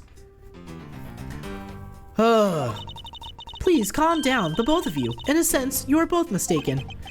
Well, if it isn't that, if that is the pot calling the kettle black, then I don't know what is. I spy a little hole in this words. As you wish, Mr. LeBlanc. I will now show you proof of my innocence. Okay. So reviewing all this stuff, so we can review the logs, thankfully. Okay, alright, Mr. LeBlanc, were you able to get a look at the inside of the elevator time? Of course, all was inside. You sure the victim was in the elevator alone? Yes, the only person inside it was Mr. Hicks, man. Okay. I saw Hicks enter that elevator. Okay, so log is clutch. It really is, bro, because I don't have to go through and press it every single time. Okay, Mr. LeBlanc, you're able to get the elevator, and you're the only. Are you sure he was the only one alone? So that's one that we could press, but him just seeing it, I don't know. Seeing him being the only one to enter it is, I guess that's a that's a very highly pressable statement, actually. The only person inside was Mr. Hicks, man. Press it. Was he really alone? Okay, this one too. Was he really alone? Of course, I'll bet even 1 cent. Okay, this is another one. It was when the needles on my pocket watch reads 6 and 12, or when my pocket watch pointed to the 6 and 12. Okay, and that's just telling us the time. The body was discovered 15 minutes after that in the lounge. Yes, press it. It's true that I found the body at 6:15, and that's when I found the tomb as well. Body discovered 59. Okay, and then you, the only person that must be was mistaken. I've heard of bullet. Your silly opinion is what is mistaken. Please don't know both of you, and since you were both mistaken. Okay. All right. So let's look at our evidence. So the wallet. So we do know that obviously someone else had to be in there with him, right? Because otherwise there wouldn't be footsteps here. So we just have to press one of the statements that say that he was the only one in there. Easy enough. Person inside was that Hicks, man. Yeah, I'm gonna have to present that for sure on this one. Let's go. I'm pretty sure multiple statements would have worked for that. I feel like almost every statement could have been pressed with that and we would have gotten the same response, right? I feel that had to be the case, right? Mr. LeBlanc. What is it? There's a very glaring contradiction in your testimony. What do you mean? Please take a look at the area in front of the elevator. There, at the spilled grape juice. Yes, and? Will you admit you also spilled it with your blood? No, it spilled itself during the turbulence. But the interesting thing here is the set of grape juice footprints. The footprints? Yes, the ones that lead from within the elevator out into the lounge itself. It's evidence that proves that someone other than Mr. Hicks exited the elevator alive. Oh no! Yo, bro sweating. Bro sweating heavily off of that first contradiction. Dog, let your bottom lip breathe. Holy cannoli. Let it breathe. My man. Over here just biting that thing. Holy cow. There must have been another person in the elevator with Mr. Hicks. Now then, I'm done playing games. Why don't you tell us the truth? Ah! Can you please translate for us? Bruh, now come on now. Are we for real with this outfit right here? This cannot adhere to any dress code set for any attendant on any plane ever. She's looking for additional tips. No way. That's totally impossible. I guess is what he said. No way. That is totally impossible. I know there is no other person in there. I saw it with my own eyes. If you want to know what I think, Mr. Edgeworth, I don't think Mr. LeBlanc is lying to us. I suppose she's right. He doesn't seem to be lying. But then, what does it mean? What about this contradiction? Mr. LeBlanc, please, just once more. Will you recall the details of what you witnessed for me? He's got some nefarious secret, bro. No person sweat like that, bro. LeBlanc and the LeBlanc files, bro. Oh, he sweat because of her, no doubt. The bro's in the LeBlanc files for sure. We gotta get that name out there, bro. It's redacted. We gotta uncover that truth. Yo, FBI, release the LeBlanc files. Okay, come on now. What I saw, part 2. I was very upset when Mr. Hicks passed by my seat. I was always checking the time over and over again. I happened to follow that man with my eyes when he passed me, and I saw clearly into the elevator when he was entering. But I swear there was no one else inside. No one!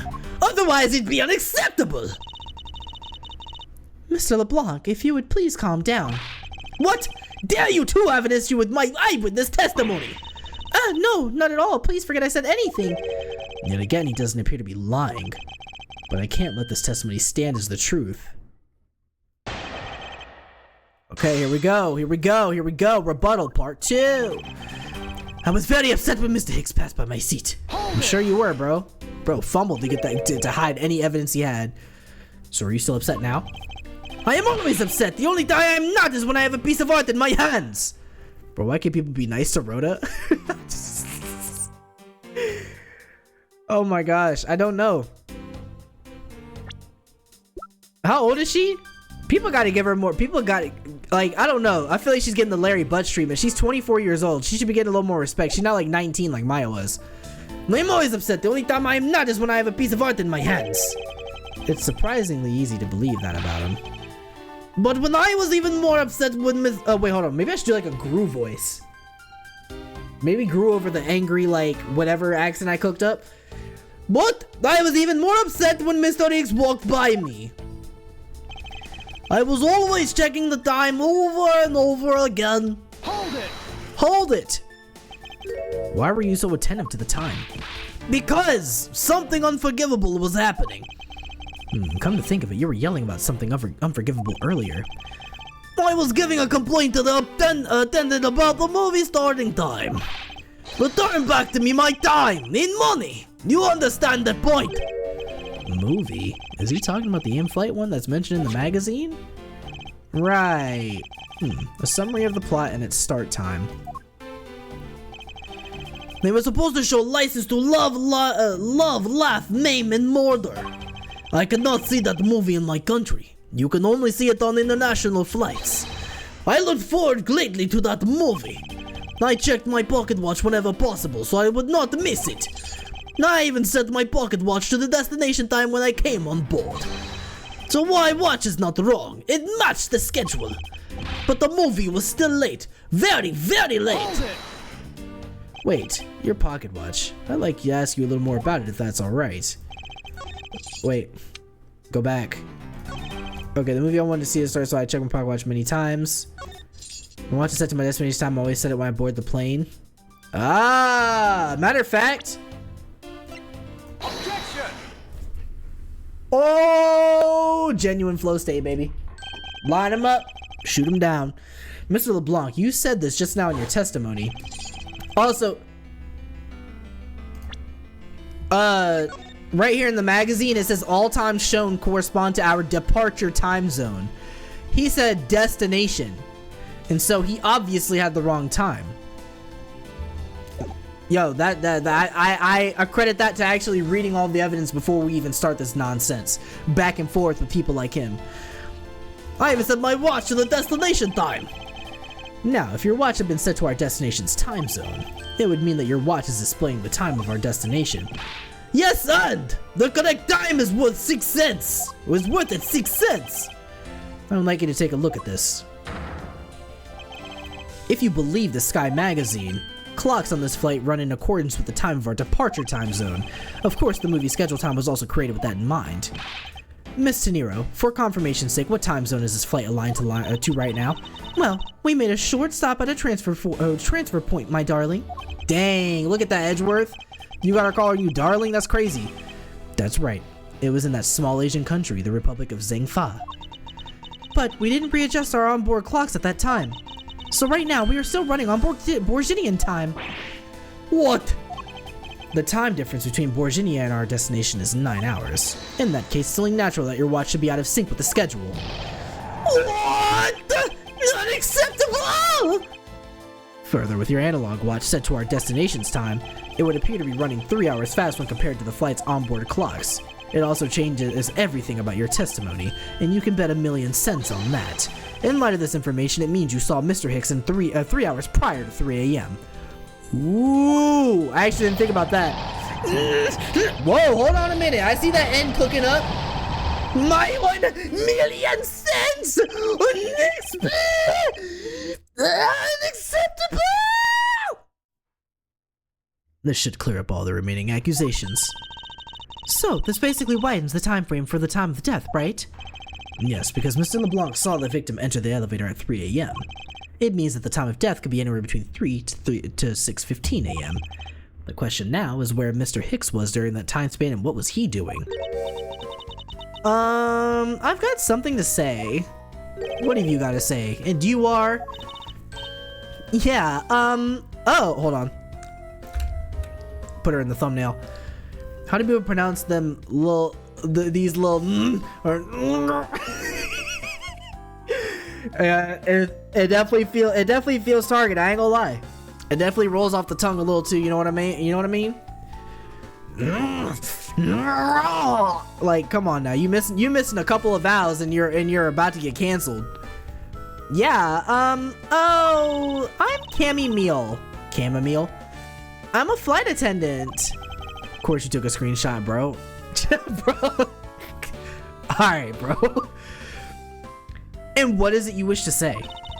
Well, I think your story is a little different from how I remember it. What do you mean, Cammy?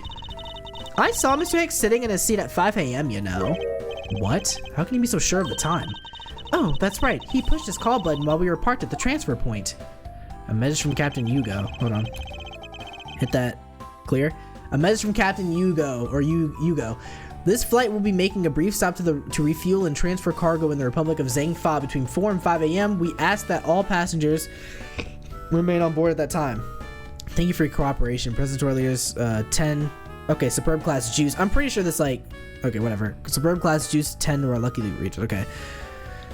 The stop we made for refueling and cargo transfer in Zhangfa, correct? Yes, it was from 4 to 5 a.m. according to our clocks.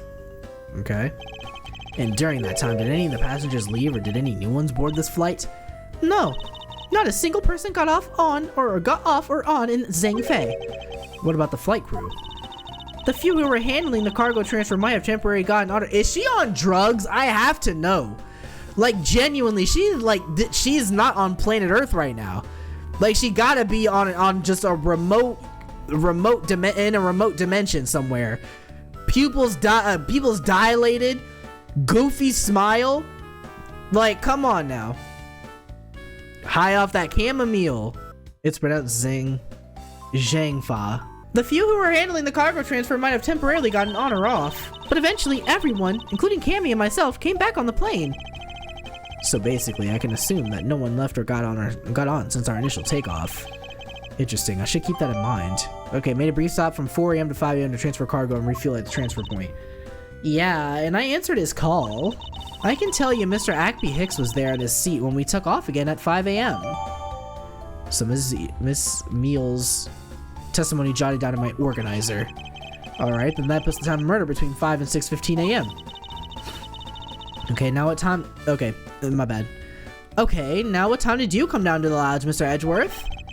I remember coming down here almost as soon as we left the Republic of Zhangfa. You were here the whole time from 5, yes!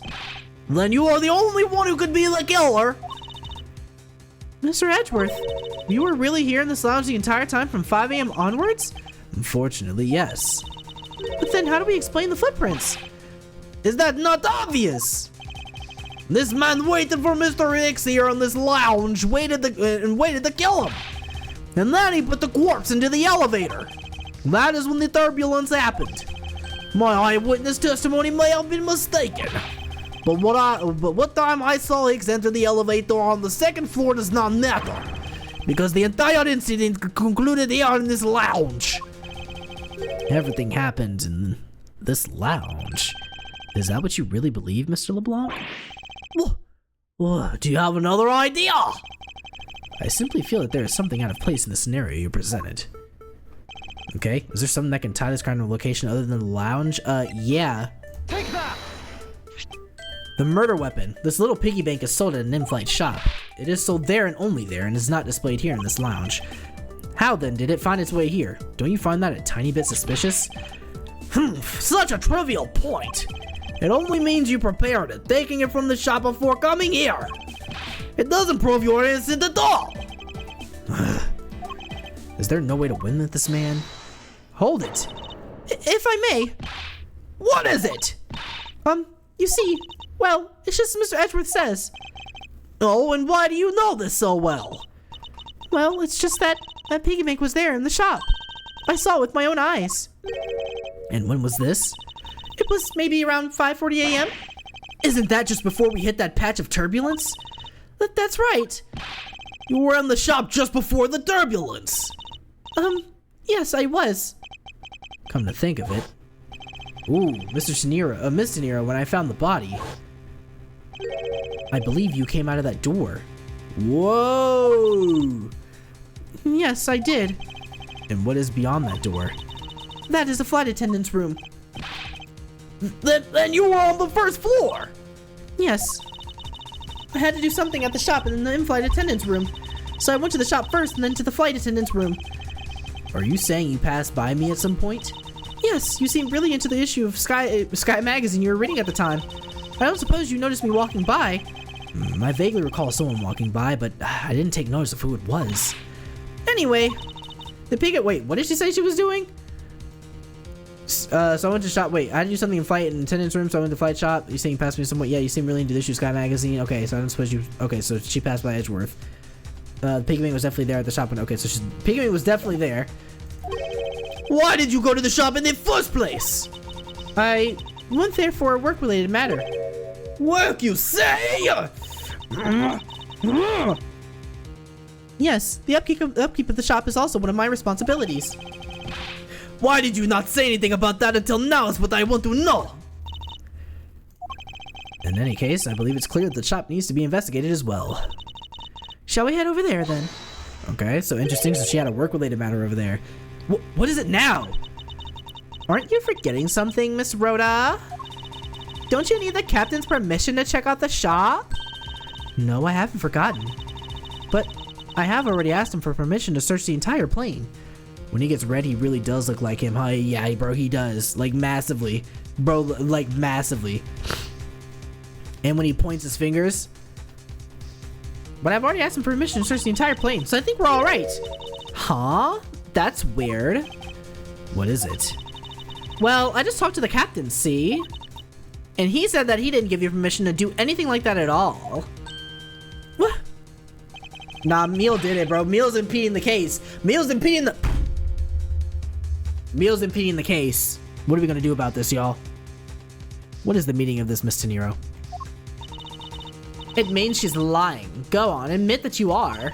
You said you had permission to search all over, but you don't, and yet here you are. You flight attendant, what are you trying to pull? Pull the sheep over us? The captain's calling for you, Miss Rhoda. What? Okay, no, she was actually lying. I'm sorry. I take it back, Meal. Even though you're, probably not here with us right now. Oh, but don't worry. I already got permission to search the shop from the captain. See, unlike you, I do things the right way. Okay. Okay. Okay. Like, are you kidding me? All the work that I do for this plane, and you're just gonna sit there and insult me? I am your superior. Like,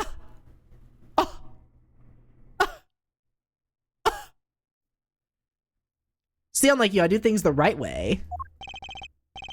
Miss De Niro, why would you do such a thing? If I was Rhoda, I'd throw hands. No, for sure. Yeah, I clipped it. But yeah, for sure. I would absolutely, like, the gloves would be coming off. The square shaped bun would be coming out. Or actually, no, it needs to stay up because I'm about to throw hands. Please excuse me. Whoa. De Niro, what lies are you hiding? Looks like I get to be in charge now. What secrets are you hiding? Please go back to your seat, Mr. LeBlanc. Now then, Mr. Edgeworth. If you would follow me, I'll be your guide from now on. There's something about Miss Teniro that has piqued my curiosity, but right now investigating the in-flight shop is my top priority. I would say so. Right. Let's go and check that out. Okay, March 12th, 8:32 a.m. First floor in-flight shop. So this is the in-flight shop. It's quite a mess in here. You think? Right, what's the something Edgeworth as you peeked? Bro. Oh! I was gonna say something, but never mind. You think? Guess I'll have to clean things up then. Hold on! You can't clean up a potential crime scene! Oh, thank goodness. I hate cleaning so much. I mustn't rush things here. I must remain cool, calm, and collected. Because this piggy bank was left at the crime scene. Okay. There is a very good chance that the killer had paid this place a visit. In-flight shop. Alright! Investigation time. Beautiful flowers and a beautiful arrangement. I feel cleansed just by looking at them. Well, you're kind of stepping on a few of them, you know, Mr. Edgeworth. Oh, excuse me. Oh, I'm sorry, do you care about the flowers that are just thrown on the ground? Like, they're already on the ground, miss. Do you care that much? What are these? Oh, these are our company's completely original line of suitcases. They're practically flying out the door. That's how popular they are. You should buy one and see how you like it. You won't regret it. Perhaps it's how things work on this flight, but in the real world, you try, then you buy. No way! Either way, it doesn't really matter. True, either way, why would anyone want to buy a suitcase after they boarded the plane? Anyway, see that? Just look at all the Captain Yugo heads painted on there. Cute company mascot, isn't he? They're painted on with a lot of care. Doesn't he look like he's about to jump out at you? It is certainly making something jump inside my stomach. Huh? Oh, I guess there's no fooling your refined tastes. You look like you really wanted to get one. And I thought I was gonna finally make my first sale, but you saw right through it. Glad that's done though. Never make me try to give you a sales pitch ever again, okay? But I never showed any interest in it to begin with. It really is horrible, isn't it? You really want to know something? This suitcase was designed by Miss Rhoda. Miss Teniro designed this? Yeah, it was a company-wide contest. Well, it does have a very sharp design sense. Sharp? Like stinky sharp cheddar, maybe. I really have no idea why the bigwigs decided to go with it. It's so bleh. Miss Teniro designed this, did she? It's definitely not what I would have expected. Edgeworth said maybe I will buy this. Now, bro, bro said, you know what? Teniro kind of, you know what I mean? I'm starting to see the art in it. You know what I mean? It speaks volumes to my inner soul. Bro swapped opinions as a consumer so fast. What? What just happened? You okay? I'm fine. Please, watch yourself, Miss Meal. Letting a suitcase freely roll around has got to be a safety violation. Plane shaking caused to roll. In-flight suitcase displays can be hazardous. Okay. Here, I'll put it back. Okay. So they can roll. Okay, so the hinges have moved, though. There are hinges on them. Okay, what about this magazine on the floor? Check that out. Inside this display case is a row of lifesavers and life vests for sale. We saw a lot of those when there's some kind of accident or something. But some people buy them even when nothing's going on. How about it, Miss Edgeworth? Care to buy one? Wait a minute, did I read that right? We sell a lot of these when there's some kind of accident or something. You sell lifesavers and life vests when there's an emergency? That's some late stage capitalism, isn't it? Or what do you call it? When they're selling emergency stuff? Extortion. That's extortion. That's a terrible practice. Inhumane. Bro, what else do I expect from a plane whose founder it looks like the Monopoly Man? Bro's whole business concept is just buying up as many properties as possible and hoping that every one of his friends who are on the ride with him pay him millions. I sense that the shop is one shopper away from being sued. Yeah, I'm glad he pointed it out. Hold on, wait. One of these guys. Stuffed toys, just like the one Miss Meal is holding on display here. They're relatively cheap, which explains why they're displayed so haphazardly. How about it, Mr. Edgeworth? You know you want one too. They're great for when you're stressed. Why do I envision stuffed animal abuse when she says that? Right? What are you doing to that stuffed animal, meal? Can't be humane. Alright, now we just gotta look at the case. There's a wide selection of souvenirs for sale in these display cases. You know what I'd suggest? Sorry, but I have no intention of buying souvenirs on this trip. Okay, then how about you buy something for me then? As a present! I can't think of a single reason why I'd want to buy you anything when I have Miss Rhoda over there. You know what I mean? Like, what am I doing pulling my wallet out, spending my coin on you? Probably just turn around and sell it for drugs. Can't think of a reason why I want to buy you anything.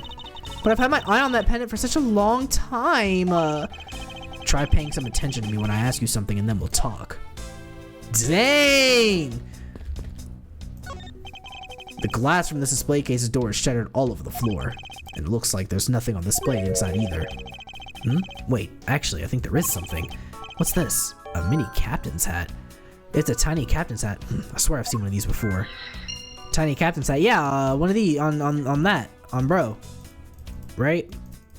Might have also seen it on in the you know what I mean? Murder scene. Oh, here, wait. There was something else. There are all kinds of luxury name brand merchandise for sale in this display case.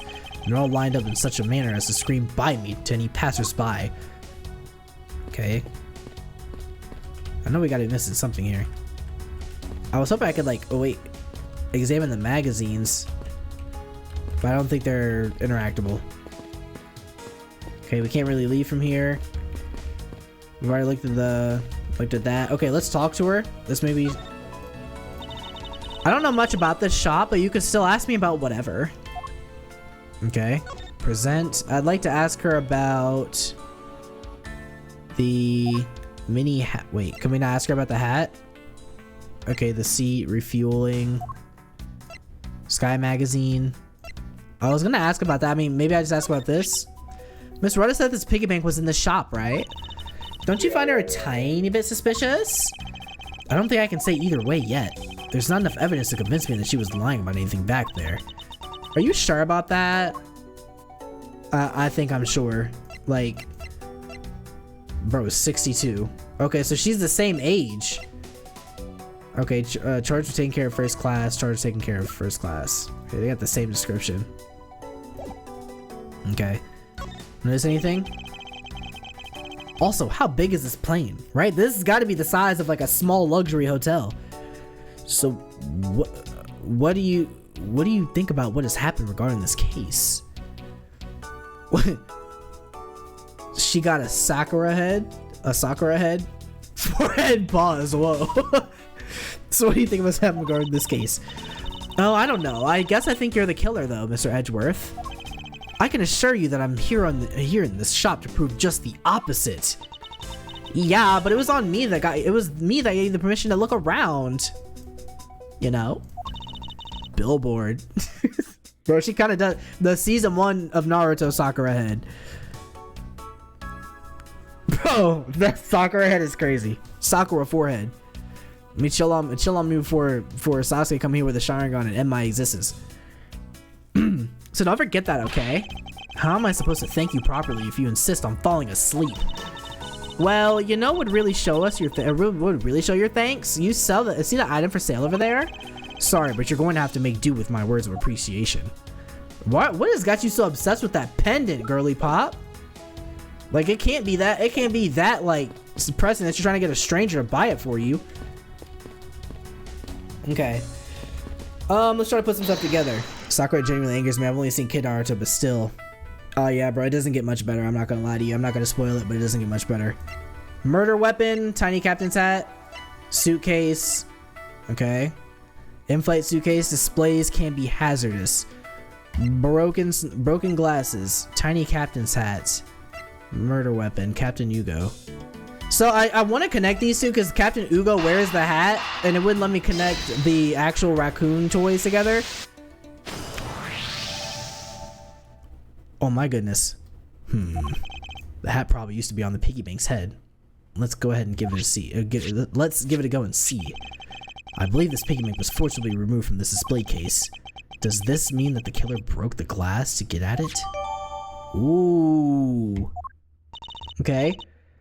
Really? Don't tell me you don't know where things go in the shop. Well, I don't. Miss Rhoda's in charge of this place. So come on, how should I know anything? I sense that further inspection of the display case is needed. Good point. Alright, then let's go and do that.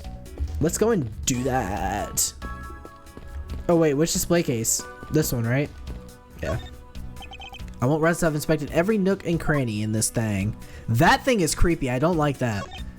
The glass on this door is broken. Perhaps it was the killer who broke it in order to take the piggy bank. But it's a bit odd that the inside of the case is so devoid of any of glass shards.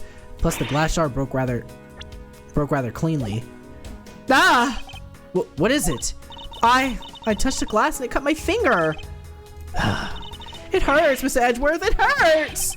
Please tell me you can deal with such a minor cut on your own. Like, I have no time for this foolishness. Door handles. For security, there's a lock on this display case. Miss Meal, if I may ask you about this lock.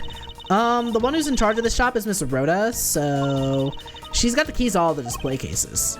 I see. Oh, I bet you want to buy something. Do you want me to go and get the key from her? No, that's alright.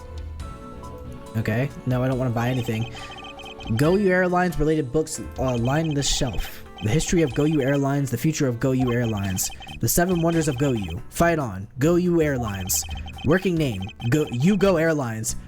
You. The titles make it very clear that they won't be making the top sellers list anytime soon. Yeah, what? Bruh. Okay. Is this the same man as the one portrayed by the statues around the elevator? Yeah, that's a paperweight of the founder of GoYou Airlines, Mr. Hugo Hughes. On the bottom shelf, we have the cute one. The middle shelf is the realistic one. And on the top shelf, that's the floral version. Floral? Are you sure about that? Let me guess. You just said the first thing that came to your mind, right? Looks like at the... Hold on, wait. So the bottom shelf is cute, middle shelf realistic, top shelf floral. She's just making stuff up. Okay, she's talking about the tiers here. Looks like I hit the bullseye. Right. Okay, so we've examined everything. Now let's try to deduce something. So let's look at our broken glass. Okay, I don't think there's anything that we really can get from that. Let's look at our evidence. GoYou Airlines. Miss Meal's testimony. Refueling in Zhangfa. Or Zhangfa.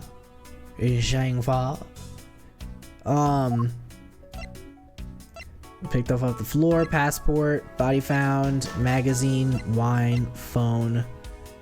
Yeah, I'm thinking I don't know. What do we deduce from this? We can just try something random. Somehow connected to any of the, wait a minute. I'm trying to think if that was like the proper way to. Eureka! Was this it? There's definitely something very unusual about this. About what? If the killer had broken the glass to get at the Captain Hugo Bank, there should be shards of glass inside the case itself. Okay. Yeah, I mean, honestly, I like it that this game is very forgiving of evidence too, and like investigating, or with evidence and doing like pressing and presentation of evidence. Because I mean, I really didn't connect that. I just thought to myself, I mean, it's pretty obvious he used to go in here, so maybe he'll come up with something to say. Oh, I see. Yeah, I guess it'd be like that. However, there's not a single piece of glass inside the display case. Nope, there isn't. Which means that the glass is broken from the inside out. The piggy must have fallen over from the turbulence and right through the glass. Yeah, that's for sure. There's so much glass all over the floor. I'm willing to bet that this hat was knocked off his head at that time too. That's nice. Which leads me to believe that the killer took the Captain Hugo Bank from here after the turbulence. Nice. Captain Hugo Piggy Bank updated in my organizer. Take your power naps on your own time, Miss Meal, and listen when I'm talking. What? But the murder occurred before the turbulence, which rules this piggy bank out as the murder weapon. Okay, because the turbulence would cause it to fall out of glass. So you mean the bank's not the real murder weapon? It's a fake? Yes, at this point, that's a very real possibility. But then what if the killer really went to take Captain Ugo? They broke the glass by accident. The display case is locked, so that's highly unlikely. Yeah, but there's one person who could have. Oh, and who would that be? Miss Rhoda, of course. You're trying. Look at you. You're trying so hard to frame Rhoda. I'm about to expose you for the fraud that you are. I mean, she's the one in charge of this place, so she has the keys to everything. Miss Rhoda Teniro, huh? Bro. Okay. Anything we can put together with this yet? Turbulence, suitcase. I mean, we can give it a shot. Actually, let's see if there's anywhere we can actually go or anything that we can actually do. I'm sure we still got to put together some stuff, but see if we can talk to her about anything else. About the shop. I caught my finger on those bad pieces of glass. Don't blame the glass for something you did to yourself. Just be more careful. Same to you. You're the one walking all over broken glass. You sure you're okay? I'm fine. Any glass I walk on, I crush. Like this. Glass aura. That's nice. Please be careful around the display case, okay? Wouldn't want you to get hurt. Compared to the glass around my feet, the inside of the case is nothing to be afraid of. After all, no glass fragments appear to have ended up inside. Then I guess even you can tidy up the case, right? Perish the thought. Right. Actually, is there something we can present to her? Nah, because it's only just testimony and stuff. There's not really anything else. Can we leave yet? No. So we probably have to deduce something. What do we gotta deduce? Okay, the turbulent suitcase could have broken the glass. Yes, sir. Yes, there's definitely something wrong here. What's with the sudden yelling? Tell me, Miss Meal, don't you think there's something strange about these suitcases? Oh, well, sure. They totally ooze strange, like the color and the such. That's not what I'm talking about. Now pay attention. Ah, you're scaring me, Mr. Edgeworth. Sorry. These suitcases are lined up a bit too prim and proper. Yeah, they look a bit uptight, don't they? But I guess they take after their creator. Again, that's not what I meant, Miss Meal. You better stop talking about my Rhoda that way. Don't you find it unusual that these cases are the only things undisturbed by the turbulence? Never mind. I'd sooner find an answer by inspecting these suitcases myself. Upon closer inspection, they really are quite hideous. They're missing the hinge on the bottom. I said that. I wonder how Miss Rhoda would have reacted if she heard what you just said. What's wrong? She makes a good point. It would be wise of me to watch what I say out loud. What's this? I spotted something not quite right. What's so unusual about the suitcase? It's missing its hinges! There's something very peculiar about those wheels. Huh? As in? As in, there are no stoppers in place on these. Without stoppers, one would think that the turbulence would have sent it flying. And so, it is very likely that the suitcase was placed here after we hit that turbulence. Let's take a closer look at it, shall we? Okay, yeah, let's take a closer look. This is apparently designed by Miss Tenero herself. The design has a certain je ne sais quoi about it. Yes, perhaps that is the best way to put it. Yeah, you better put it that way, buddy. You're never getting that date after this is done. It would appear to be unlocked. Let's take a look at what's inside. Ooh, a piece of cloth. Whoa, and it's soaked with blood. Ah, it's blood! It appears that this suitcase is very strongly tied to our murder after all. Investigation complete! Alright. So explain this to me. What does this suitcase have to do with the murder? I believe it's pretty safe to say that the killer used this suitcase in some manner, such as to move something perhaps. But aren't you just talking about the cloth then? That alone is too small. A larger item would be needed to move what I'm thinking of. The thing I believe the killer used to transport this item is... Wait, what? The thing I believe the killer used this suitcase to transport... Oh, the thing to transport. Not the wallet. I don't think. The phone? I mean, maybe this? Maybe the... whatchamacallits? But why would he put it in the suitcase? I mean, clearly it was used to transport... It's either the phone or this. Taken out of its display case in the in-flight shop after turbulence. But turbulence happened. Let's try cell phone. That makes most sense. Miss Meal, wake up. Huh? Did you say something now, Miss Edgeworth? I mean, I don't know, but I don't think that's it. Okay. The thing I believe the killer used this suitcase to transport is. So then other than that, I mean, it's not the wallet. It'd be this. Take that! Is it really? It's not that either? Oh, I'm sleeping on this real bad.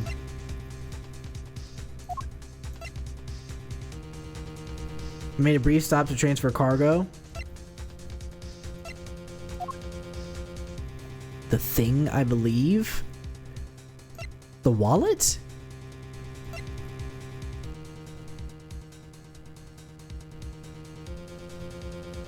The body? That wouldn't make sense. The body wouldn't fit in that.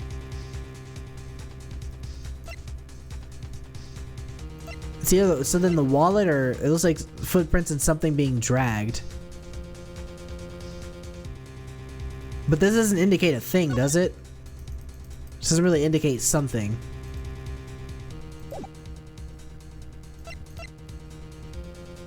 But why? But it wouldn't make sense to transport the wallet. Refueling in Zhangfa. This just talks about the refueling. It's definitely not this. It's definitely not that.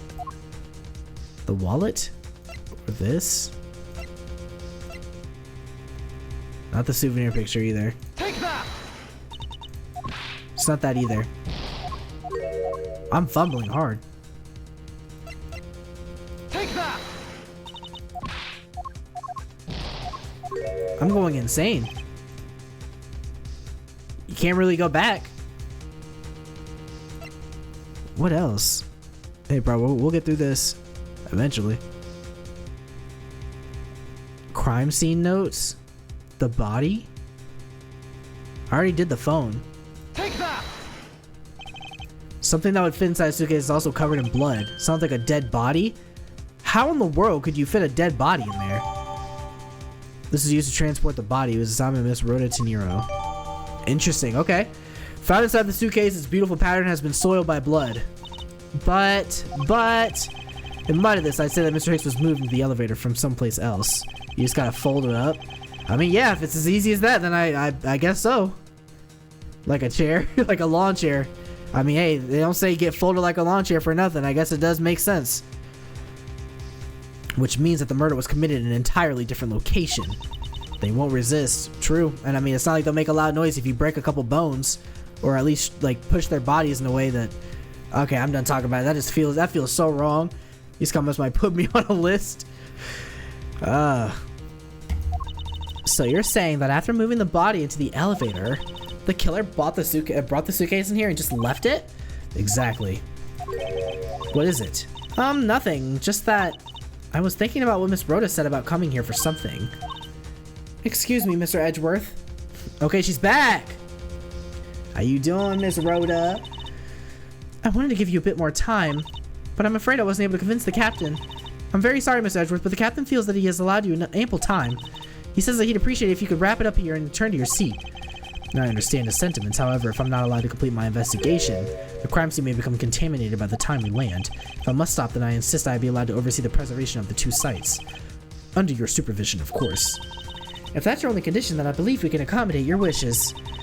I'm here to assist you in any way that I can, Mr. Edgeworth. Thank you, Rhoda. Sounds like fun. We can camp out and watch over everything together. Yo, me, I don't know who invited you. I don't know who invited you. I only see 2 things in here with 4 wheels and 1 thing in here trying to be a 3rd wheel, and that's you. And you can go take a hike. This is corporate flirting. I found proof that the real crime scene was not in the lounge, and I have Meal trying to block some shots and get some for her. I mean, you know if you know what I mean. And I have enough evidence to prove myself to be innocent of my wrongdoing. And yet, regarding what Miss Meal reminded me about Miss Teniro, I can't allow my investigation to end here. The truth must come to light. Okay, to be continued. To be continued. To be continued. Ah. Oh, nah. I know exactly who that is back there. Isn't that the dude who wrote the Steel Samurai? Oh, we in for a treat. I ain't gonna lie to ya. I ain't gonna lie to ya. We're gonna have to see about what's going on with that. Bro, shouldn't he be in jail, right? Why is bro allowed to be roaming free? Well, ladies and gentlemen, there you have it. That will do it for today's episode. Hope you guys did enjoy that. So, a couple of things. Number one, it seems that with this new wacky cast of characters, we have, of course, another murder and murderer on our hands. We have cleared our name, but now have moved on to potentially suspecting Rhoda as the perpetrator of the murder, which is interesting. I didn't think it'd be going back to her after the first back and forth we had, but hey. But I am very highly suspecting of Camille. She seems very out of it. I know I made a lot of jokes, but she does seem genuinely out of it and also doesn't take much seriously. Seems to probably maybe know something. She's trying to put a lot of blame on Rhoda, and it's becoming a little bit suspicious to me, so I guess we'll figure out in the very next episode. But yeah, I'm enjoying this one so far. Characters are pretty cool. Rhoda and Edgeworth together, I think, make a great combo, if you know what I mean. And I'm excited to see more of them. But that'll have to be for the next episode. If you did enjoy that, please make sure you hit that like and subscribe button. If you are new, also hit that alert bell notification so you never miss a video. You will get notified directly through YouTube when I post or when I go live. If you want a more direct and more personal way of getting notifications, you can join the Discord linked in the description below, where we have a community of people who join up for these notifications. Not just that, but you can also use that channel to talk about anything between your own interests, Ace Attorney, video games, anime, movies, media in general, whatever you want to talk about. You can use that as a place to have those kind of conversations. If not, no worries. If you just want to talk to me through the comment section in the comment section below, leave a comment letting me know what your favorite part of the video was or what you want to know from me or what my thoughts are, and I'll be happy to answer you as per usual. But until then, ladies and gentlemen, that'll do it. I appreciate you guys as always, and I will see you guys in the very next video. Peace, y'all.